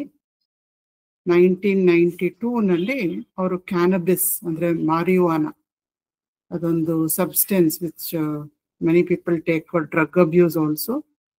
ಈಗ in the USA it is legalised for medical purposes. So ಈ ಕ್ಯಾನಬಿಸ್ ಬಗ್ಗೆ ಅವಾಗ ಇನ್ನು 1992ನಲ್ಲಿ cannabis was like a taboo substance. ಅದ್ರ ಮೇಲೆ ಬಹಳ ವರ್ಷ ಸಂಶೋಧನೆ ನಡೆಸ್ತಾರೆ ಅವರು. ಸಂಶೋಧನೆ ನಡೆಸ್ತಾ ಇರ್ಬೇಕಾದ್ರೆ ಅವ್ರಿಗೆ ಬಹಳ ವೆರಿ ಸರ್ಪ್ರೈಸಿಂಗ್ ಡಿಸ್ಕವರಿ ಮಾಡ್ತಾರೆ. ಈ ಕ್ಯಾನಬಿಸ್ ತರದ್ದೇ ಸಬ್ಸ್ಟೆನ್ಸು ನಮ್ಮ ದೇಹದಲ್ಲೇ ಉತ್ಪತ್ತಿ ಆಗತ್ತೆ. ಅದನ್ನ ಅವರು ಎಂಡೋ ಕ್ಯಾನಬಿನಾಯ್ಡ್ಸ್ ಅಂತ ಕರೀತಾರೆ. ಎಂಡೋ ಅಂತ ಹೇಳಿದ್ರೆ ಒಳಗಡೆನೆ. ಈ ಕ್ಯಾನಬಿಸ್ ಅಥವಾ ಮಾರಿವಾನ ಅನ್ನೋದು ಒಂದು ಗಿಡದ ಎಲೆ. ಅದನ್ನ ಹೊರಗಡೆಯಿಂದ ತೆಗೆದುಕೊಂಡ್ರೆ ಬೇರೆ ಬೇರೆ ತರದ ಯು ಹ್ಯಾವ್ ಎಕ್ಸ್ಪೀರಿಯನ್ಸಸ್, ಡ್ರಗ್ಸ್ ಅಂತ ನಾವು ಕರಿತೀವಿ ಅದನ್ನು ಕಾಮನ್ ಆಗಿ. ಆದ್ರೆ ದೇಹದಲ್ಲೇ ಎಂಡೋ ಕ್ಯಾನಬಿನಾಯ್ಡ್ಸ್, ಕ್ಯಾನಬಿಸ್ ತರದ ಕೆಮಿಕಲ್ಸ್ ದೇಹನೇ ಸೃಷ್ಟಿ ಮಾಡುತ್ತೆ ಅಂತ ಅವ್ರಿಗೆ ಗೊತ್ತಾಗತ್ತೆ. ಅದನ್ನ ಅವರು ಆ ಮಾಲಿಕ್ಯೂಲ್ ಅನ್ನ ಅವ್ರು ಐಸೋಲೇಟ್ ಮಾಡಿಬಿಟ್ಟು, ಅವರು ಇಸ್ರೇಲಿ ದೇಶದವರು ಅಲ್ಲಿ ಹೀಬ್ರು ಮಾತಾಡೋದು. ಸೊ ಹೀಬ್ರೂನಲ್ಲಿ ಹುಡುಕ್ತಾರೆ. ಬ್ಲಿಸ್ ಅನ್ನೋದಕ್ಕೆ ಏನಿದೆ ಟ್ರಾನ್ಸ್ಲೇಷನ್, ಆ ಥರ ಹೆಸರು ಕೊಡ್ತೀನಿ, since I discovered I can name it ಅಂತ ಹುಡುಕ್ತಾರೆ. ಏನು ಸಿಗಲ್ಲ ಅವ್ರಿಗೆ. ಬ್ಲಿಸ್ ಅನ್ನೋದಕ್ಕೆ ಹೀಬ್ರೂನಲ್ಲಿ ಏನು ಪದನೇ ಸಿಕ್ಕಲ್ಲ. ಆಮೇಲೆ like a joke he finds, ಸಂಸ್ಕೃತದಲ್ಲಿ ಆನಂದ ಅಂತ ಕರೀತಾರೆ, like a joke in the lighter vein, ಅದನ್ನ ಆನಂದಮೈಡ್ ಅಂತ ಕರೀತಾರೆ. It has become famous. So anandamide ಅನ್ನೋದು ದೇಹದಲ್ಲೇ ಸೃಷ್ಟಿಯಾಗತ್ತೆ. ಆದ್ರೆ ಯಾವ ಒಂದು ಕೆಮಿಕಲ್ ಸೃಷ್ಟಿಯಾದ್ರೂ ಕೂಡ ಅದು ಒಂದ್ ಕಡೆ ಸೃಷ್ಟಿಯಾದ್ರೆ ಮೆದುಳಿಗೆ ಹೋಗಿ ತಲುಪಬೇಕು, ದೇಹದ ಎಲ್ಲ ಬೇರೆ ಬೇರೆ ಅಂಗಾಂಗಗಳಿಗೆ ಹೋಗಿ ತಲುಪಬೇಕು ಅಂದ್ರೆ you need transmitters, neuro transmitters ಅಂತ. ಸೊ ಆ ಟ್ರಾನ್ಸ್ಮಿಟರ್ಸ್ಗೆ ಈ ಬ್ಲಿಸ್ ಮಾಲಿಕ್ಯೂಲ್ ಅಟ್ಯಾಚ್ ಆದ್ರೆ ಟ್ರಾನ್ಸ್ಮಿಟರ್ ಅಟ್ಯಾಚ್ ಆದಾಗ ರಿಸೆಪ್ಟರ್ ಏನ್ ಮಾಡುತ್ತೆ, ಸಾರಿ ನ್ಯೂರೋ ರಿಸೆಪ್ಟರ್ಸ್ ಬೇಕು. ಆ ನ್ಯೂರೋ ರಿಸೆಪ್ಟರ್ ಅದನ್ನ ಬೇರೆ ಬೇರೆ ಭಾಗಕ್ಕೆ ತೆಗೆದುಕೊಂಡು ಹೋಗುತ್ತೆ, ಮೆದುಳಿಗೂ ತೆಗೆದುಕೊಂಡು ಹೋಗುತ್ತೆ. ಇದು ಯಾವ ತರ ಅಂತ ಹೇಳಿದ್ರೆ ಒಂದು ಲಾಕ್ ಅಂಡ್ ಕೀ ಅಂತ ಹೇಳ್ಬೋದು, ಒಂದು ಬೀಗ. ಆ ಬೀಗನ ನಾವು ನ್ಯೂರೋ ರಿಸೆಪ್ಟರ್ ಗೆ ನಾವು ಹೋಲಿಸಿದ್ರೆ ಅದನ್ನ ಅನ್ಲಾಕ್ ಮಾಡಬೇಕು ಅಂತ ಹೇಳಿದ್ರೆ ಒಂದು ಬ್ಲಿಸ್ ಮಾಲಿಕ್ಯೂಲ್ ಬೇಕು. ಸೊ CB1 ಅನ್ನೋದು ಒಂದು ನ್ಯೂರೋ ರಿಸೆಪ್ಟರ್ ಇದ್ರೆ ನರ್ವ್ ಸೆಲ್ ಅದನ್ನ ಒಂದ್ ಕಡೆಯಿಂದ ಒಂದ್ ಕಡೆ, ಲಾರಿ ಹೇಗೆ ಸಾಮಾನನ್ನ ಒಂದ್ ಕಡೆಯಿಂದ ಒಂದ್ ಕಡೆ ಕರ್ಕೊಂಡು ಹೋಗುತ್ತೆ, ಅದನ್ನ ಅನ್ಲಾಕ್ ಮಾಡೋದಕ್ಕೆ ವಿ ನೀಡ್ ಅ ಕೀ. ಹೇಗೆ ಇಗ್ನಿಷನ್ ಬೇಕಲ್ವಾ ಲಾರಿ ಸ್ಟಾರ್ಟ್ ಮಾಡ್ಬೇಕಾದ್ರೆ, ಆ ತರ ದಿಸ್ ಕೀ ಇಸ್ ಆನಂದಮಯ ಅಥವಾ ಬ್ಲಿಸ್ ಮಾಲಿಕ್ಯೂಲ್. ಸೊ ಅವರು ಇನ್ನೊಂದು ಸರ್ಪ್ರೈಸಿಂಗ್ ಥಿಂಗ್ ಏನು ಕಂಡುಹಿಡ್ಕೊಂಡ್ರು ಅಂತ ಹೇಳಿದ್ರೆ, ಯಾವಾಗ ಮನಸ್ಸು ಕಾಮ್ ಅಂಡ್ ಫೋಕಸ್ಡ್ ಆಗಿರುತ್ತೆ, ಅಂದ್ರೆ ಈಗ ಒಳ್ಳೆ ಆಹಾರ ತಿಂದ್ರೆ, ಹೆಲ್ತಿ ಆದಂತ ಆಹಾರ, ಇವನ್ ಚಾಕ್ಲೇಟ್, ಕಾಫಿ ಬಗ್ಗೆ ಏನು ಹೇಳಿಲ್ಲ, ವಾಸು ಕೇಳ್ತಾ ಇದ್ದಾರೆ. ಸೊ ಎಕ್ಸರ್ಸೈಸ್ ಮಾಡಿದಾಗ, ಸಾಧನೆ ಮಾಡಿದಾಗ, ಧ್ಯಾನ ಮಾಡಿದಾಗ, ಇದೆಲ್ಲ ಮಾಡಿದಾಗ ಜಾಸ್ತಿ ಆನಂದಮಯ ಅಥವಾ bliss molecules, happiness molecule generate ಆಗತ್ತೆ. ಮೆಚೋಲಮ್ ವಿಜ್ಞಾನಿಗೆ ಏನ್ ಗೊತ್ತಾಯ್ತು ಅಂತ ಹೇಳಿದ್ರೆ, ತನ್ನ ಸಂಶೋಧನೆಯಿಂದ ಯಾವಾಗ್ಲೂ ದೇಹದಲ್ಲಿ ಲಕ್ಷಾಂತರ ನ್ಯೂರೋ ಟ್ರಾನ್ಸ್ಮಿಟರ್ಸ್ ಇರುತ್ತೆ. CB1, CB2 ಅದಕ್ಕೆ ಬೇರೆ ಬೇರೆ ಹೆಸರುಗಳನ್ನ ಕರೆದಿದ್ದಾರೆ. ಈ ಜನರೇಟ್ ಆಗ್ಲಿ ಆಗದೆ ಇರ್ಲಿ, ಆನಂದಮಯ ಜನರೇಟ್ ಆಗ್ಲಿ ಆಗದೆ ಇರ್ಲಿ, ನಾವು ಕ್ಯಾನಬಿಸ್ ದೇಹಕ್ಕೆ ಕೊಡದೆ ಇರ್ಲಿ, ಯಾವಾಗ್ಲೂ ಲಕ್ಷಾಂತರ ಈ ನ್ಯೂರೋ ರಿಸೆಪ್ಟರ್ಸ್ ಇರುತ್ತೆ. ನಾನು ಇಲ್ಲಿ ಟ್ರಾನ್ಸ್ಮಿಟರ್ಸ್ ಅಂತ ಬರೆದ್ಬಿಟ್ಟಿದ್ದೀನಿ, ತಪ್ಪು. ಮಿಲಿಯನ್ಸ್ ಆಫ್ ನ್ಯೂರೋ ರಿಸೆಪ್ಟರ್ಸ್, ಆ ಸೆಲ್ಸ್ ಇದ್ದೇ ಇರುತ್ತೆ ದೇಹದಲ್ಲಿ. ಇಟ್ ಈಸ್ ಆಸ್ ದೋ the body is waiting for the bliss that will be generated through self-abidance. ನಾನು ಆತ್ಮನಿಷ್ಠನಾದಾಗ ಸದಾ ಆನಂದದ ಕೆಮಿಕಲ್ಸ್ ಬಾಡಿ ಜನರೇಟ್ ಮಾಡ್ತಾನೆ ಇರುತ್ತೆ. ಸೊ ಆ ಕೆಮಿಕಲ್ಗೆ ಕಾಯ್ಕೊಂಡಿದ್ಯೋ ಏನೋ ನನ್ನ ದೇಹ ಅನ್ನೋ ಅಷ್ಟು ಈ ನ್ಯೂರೋ ರಿಸೆಪ್ಟರ್ಸ್ ನಮ್ ಒಬ್ರೊಬ್ರು ದೇಹದಲ್ಲೂ ಇದೆಯಂತೆ. The body is prewired for bliss or ಆನಂದ. ಆಗ್ಲೇ ಅದು ಪ್ರೀ ವೈರ್ ಆಗಿ ಕಾಯ್ತಾ ಇದೆ. ಈಗ ನಾವೆಲ್ಲೋ ಹೋಗ್ಬೇಕು ಅಂದ್ರೆ ಪ್ಯಾಕಿಂಗ್ ಮಾಡಿ ಎಲ್ಲ ಬ್ಯಾಗ್ ರೆಡಿಯಾಗಿ ಕಾರಲ್ಲಿ ಇಟ್ಬಿಟ್ಟಿರ್ತೀವಿ, ನಾವು ಕೂತ್ಕೊಂಡು ಹೋಗ್ಬೇಕಷ್ಟೆ. ಆ ತರ ನಮ್ ದೇಹ, ಭಗವಂತ ನಮ್ ದೇಹನ ಪ್ರೀ ವೈರ್ ಮಾಡ್ಬಿಟ್ಟಿದ್ದಾನೆ ಫಾರ್ ಬ್ಲಿಸ್ ಆರ್ ಆನಂದ. This is the ultimate destination of this ಜೀವ. ಸೊ ಸೃಷ್ಟಿ ಮಾಡಿದಾಗ್ಲೇ it is wired for ultimate bliss or ಆನಂದ. And you are that bliss that you seek. ವೇದಾಂತ ಏನ್ ಹೇಳ್ತಾ ಇದೆ, ತತ್ವಂ ಅಸಿ. ನಂಗೆ ಶಾಶ್ವತವಾದ ಆನಂದ ಬೇಕಲ್ವಾ, ತತ್ ಅದು. ತ್ವಂ ನೀನೆ, ಹಸಿ ಆಗಿದೀಯಾ, ಎಲ್ಲ ಕಡೆ ಹುಡುಕ್ತಾ ಇದೆಯಲ್ಲ ಆನಂದ ಆನಂದ ಅಂತ, ನೀನೇಪ ಆನಂದ. ಅದಕ್ಕೆ ಬಯೋಲಾಜಿಕಲ್ ಪ್ರೂಫ್ ಇದೆ. So many receptors are there waiting for you to abide in the self so that you can keep on generating. Body will go on generating these neurotransmitters like anandamaya, bliss molecule, etc. ಅದಕ್ಕೇನೆ ಶಂಕರಾಚಾರ್ಯರು ಬ್ರಹ್ಮಜ್ಞಾನಾವಳಿ ಮಾಲದಲ್ಲಿ ಏನ್ ಬರೀತಾರೆ, ಅವ್ರ ಜ್ಞಾನಿಗಳು ಸದಾ ಅವರು ಆನಂದದಲ್ಲೇ ಇರ್ತಾ ಇದ್ರು. ಈ ಜ್ಞಾನಿಗಳೆಲ್ಲ ಒಂದಿನ ಸಬ್ಸ್ಟೆನ್ಸ್ ಅಬ್ಯೂಸ್ ಮಾಡಿಲ್ಲ, ಅವ್ರಿಗೆ ಮಾಡ್ಲೇಬೇಕಾಗಿಲ್ಲ. ಆದ್ರೆ ಅವ್ರು ಸದಾ ದೇ ಆರ್ ಸ್ಟೋನ್ಡ್ ಅಂತ ಹೇಳ್ಬೋದು, ಇನ್ವರ್ಟೆಡ್ ಕಾಮರ್ಸ್. ಸ್ಟೋನ್ಡ್ ಅಂತ ಹೇಳಿದ್ರೆ they are in the peak of bliss or ecstasy. ಏನೇ ಮಾಡ್ತಾ ಇರ್ಬೋದು, ಯಾವುದೇ ಕೆಲಸ ಮಾಡ್ಬೋದು. ರಮಣರನ್ನ ಎಷ್ಟು ಜನ ನೋಡಿದ್ದಾರೆ, ತರಕಾರಿ ಹೆಚ್ಚೋರು, ಪ್ರೂಫ್ ರೀಡಿಂಗ್ ಮಾಡೋರು. ರಾಮಕೃಷ್ಣ ಪರಮಹಂಸರನ್ನ ನೋಡಿದ್ದಾರೆ, ಎಷ್ಟೆಷ್ಟು ಜನ ಜ್ಞಾನಿಗಳನ್ನ ನೋಡಿದ್ದಾರೆ. ಎಲ್ಲ ಕೆಲಸವನ್ನು ಮಾಡೋರು, ಆದ್ರೆ ಯಾವ ರೀತಿ ಮಾಡ್ತಾ ಇದ್ರು, ಆನಂದದಲ್ಲಿ ತೇಲ್ತಾ ಮಾಡೋರು. ಅವ್ರಿಗೇನ್ ಗೊತ್ತಿತ್ತು, ನಾನೇ ಆನಂದ, ಹೊರಗೆ ಎಲ್ಲೂ ಹುಡುಕ್ಬೇಕಾಗಿಲ್ಲ, ನಾನ್ ಶಾಶ್ವತ, ನನಗೆ ಹುಟ್ಟಿಲ್ಲ ಸಾವಿಲ್ಲ, ನನಗೆ ಬದಲಾವಣೆ ಇಲ್ಲ, ನಾನು ಅಸಂಗ ಅಂತ ಗೊತ್ತಿತ್ತು. ಅದಕ್ಕೆ ಇದು ಬ್ರಹ್ಮಜ್ಞಾನಾವಳಿ ಮಾಲ ಸಾಕಷ್ಟು ಪ್ರಸಿದ್ಧವಾಗಿದೆ. ಆ ಬ್ರಹ್ಮ ಸತ್ಯ ಜಗನ್ಮಿಥ್ಯ ಜೀವೋ ಬ್ರಹ್ಮೈವನ ಪರಹ, ಅದು ಶಂಕರರ ಆ ಮಾಯಾವಾದ ಅಂತ ಕೂಡ ಕರೀತಾರೆ. ಅದು ಈ ಒಂದು ಕೃತಿಯಲ್ಲೇ ಬರೋದು. ಸೊ ಇದರಲ್ಲಿ ಈ ಒಂದು ಸ್ಟ್ಯಾನ್ಸ ಬರುತ್ತೆ. ಇದನ್ನ ಹೇಳ್ಕೊಂಡು ನಾವು ಧ್ಯಾನ ಮಾಡ್ಬೋದು. ನಾನು ಹೇಳ್ತೀನಿ, ನೀವು ಕಣ್ಮುಚ್ಕೊಂಡು ಅದನ್ನ ರಿಪೀಟ್ ಮಾಡಿಕೊಂಡು feel the meaning of the song. ಅಸಂಗೋಹಂ ಅಸಂಗೋಹಂ ಅಂದ್ರೆ ನನಗೆ ಯಾವುದರ ಜೊತೆ ಸಂಗಾನೂ ಇಲ್ಲ. ದೇಹಕ್ಕೆ ಏನಾಗ್ಲಿ, ಮನಸ್ಸಿಗೆ ಏನಾಗ್ಲಿ, ಬುದ್ಧಿಗೆ ಏನಾಗ್ಲಿ, ನನ್ನ ಸುತ್ತ ಪ್ರಪಂಚಕ್ಕೆ ಏನಾದ್ರೂ ಆಗ್ಲಿ, ಏನ್ ಮಾಡ್ಬೇಕೋ ನಾನು ವ್ಯಾವಹಾರಿಕವಾಗಿ ಮಾಡ್ತೇನೆ. ಆದ್ರೆ ಅದರಿಂದ ನನ್ನ ಆನಂದ ಸ್ವಲ್ಪವೂ ಹೆಚ್ಚೋದು ಇಲ್ಲ, ಕಡಿಮೆನೂ ಆಗೋದಿಲ್ಲ. I am at a constant level of ಆನಂದ ಬಿಕಾಸ್ ಐ ಆಮ್ ಆನಂದ. ಸಚ್ಚಿದಾನಂದ ರೂಪೋಹಂ, ನಾನೇ ಸಚ್ಚಿದಾನಂದ. ಅಹಮೇವಾಹಂ ಅವ್ಯಯ, ನನಗೆ ನನ್ನನ್ನ ನಾಶ ಮಾಡೋದಕ್ಕೆ ಆಗೋದಿಲ್ಲ, ನನ್ನಲ್ಲಿ ಬದಲಾವಣೆ ಯಾವುದೂ ಆಗೋದಿಲ್ಲ. ನಾನು ಶಾಶ್ವತ ಬದಲಾಗದಂತ ಸಚ್ಚಿದಾನಂದ ಅಂತ ಹೇಳ್ತಾ ಇದ್ದಾರೆ. ಕಣ್ಣನ್ನ ಮುಚ್ಕೊಂಡು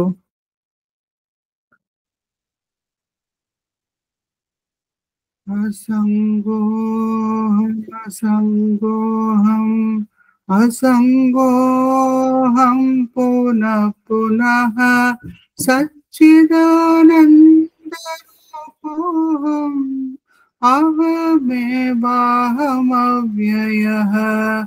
ಅಸಂಗೋಹಂ ಅಸಂಗೋಹಂ ಅಸಂಗೋಹಂ ಪುನಃ ಪುನಃ ಸಚ್ಚಿದಾನಂದ ರೂಪೋಹಂ ಅಹಮೇವಾಹಮವ್ಯಯಃ. ಅಸಂಗೋಹಂ ಅಸಂಗೋಹಂ ಅಸಂಗೋಹಂ ಪುನಃ ಪುನಃ ಸಚ್ಚಿದಾನಂದ ರೂಪೋಹಂ ಅಹಮೇವಾಹಮವ್ಯಯಃ. ಅಸಂಗೋಹಂ ಅಸಂಗೋಹಂ ಅಸಂಗೋಹಂ ಅಸಂಗೋಹಂ ಅಸಂಗೋಹಂ ಅಸಂಗೋಹಂ. ಹಾಗೆ ಕಣ್ಣನ್ನು ಮುಚ್ಕೊಂಡು ನಾನೇ ಆನಂದ ಸ್ವರೂಪ,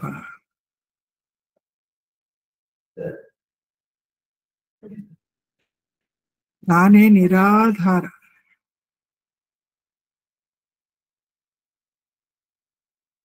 ನಾನೇ ಅರಿವಿನ ಸ್ವರೂಪ. ಈ ಅರಿವಿನ ವಲಯದಲ್ಲಿ ಜಗತ್ತು, ಜೀವ ಎಲ್ಲವೂ ಕೂಡ ವ್ಯಕ್ತವಾಗತ್ತೆ, ಮತ್ತೆ ಅವ್ಯಕ್ತವಾಗತ್ತೆ.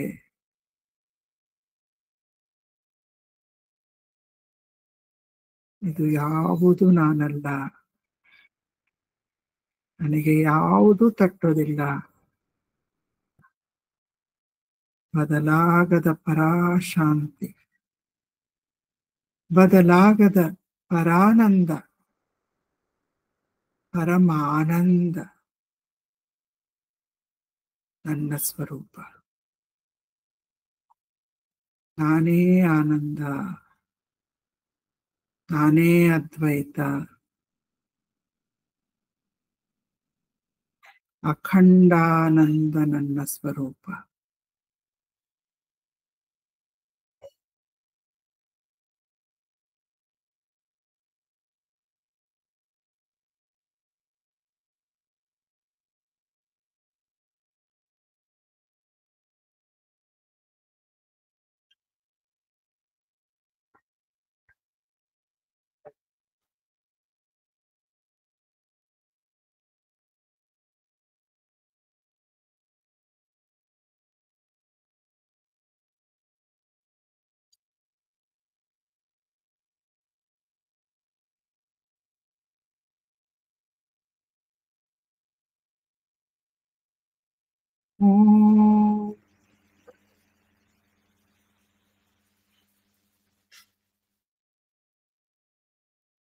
ನಮ್ಮ ಪ್ರಣಾಮಗಳನ್ನ ಸದ್ಗುರುಗಳ ಚರಣಗಳಲ್ಲಿ ಅರ್ಪಿಸ್ತಾ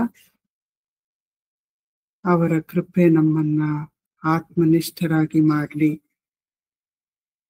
ಅಂತ ಕೇಳ್ತಾ ಇಂದಿನ ಉಪನ್ಯಾಸವನ್ನ ಮುಗಿಸೋಣ. ಓಂ ಸದ್ಗುರುದೇವಾಯ ನಮಃ. ಎಲ್ಲರಿಗೂ ಧನ್ಯವಾದಗಳು.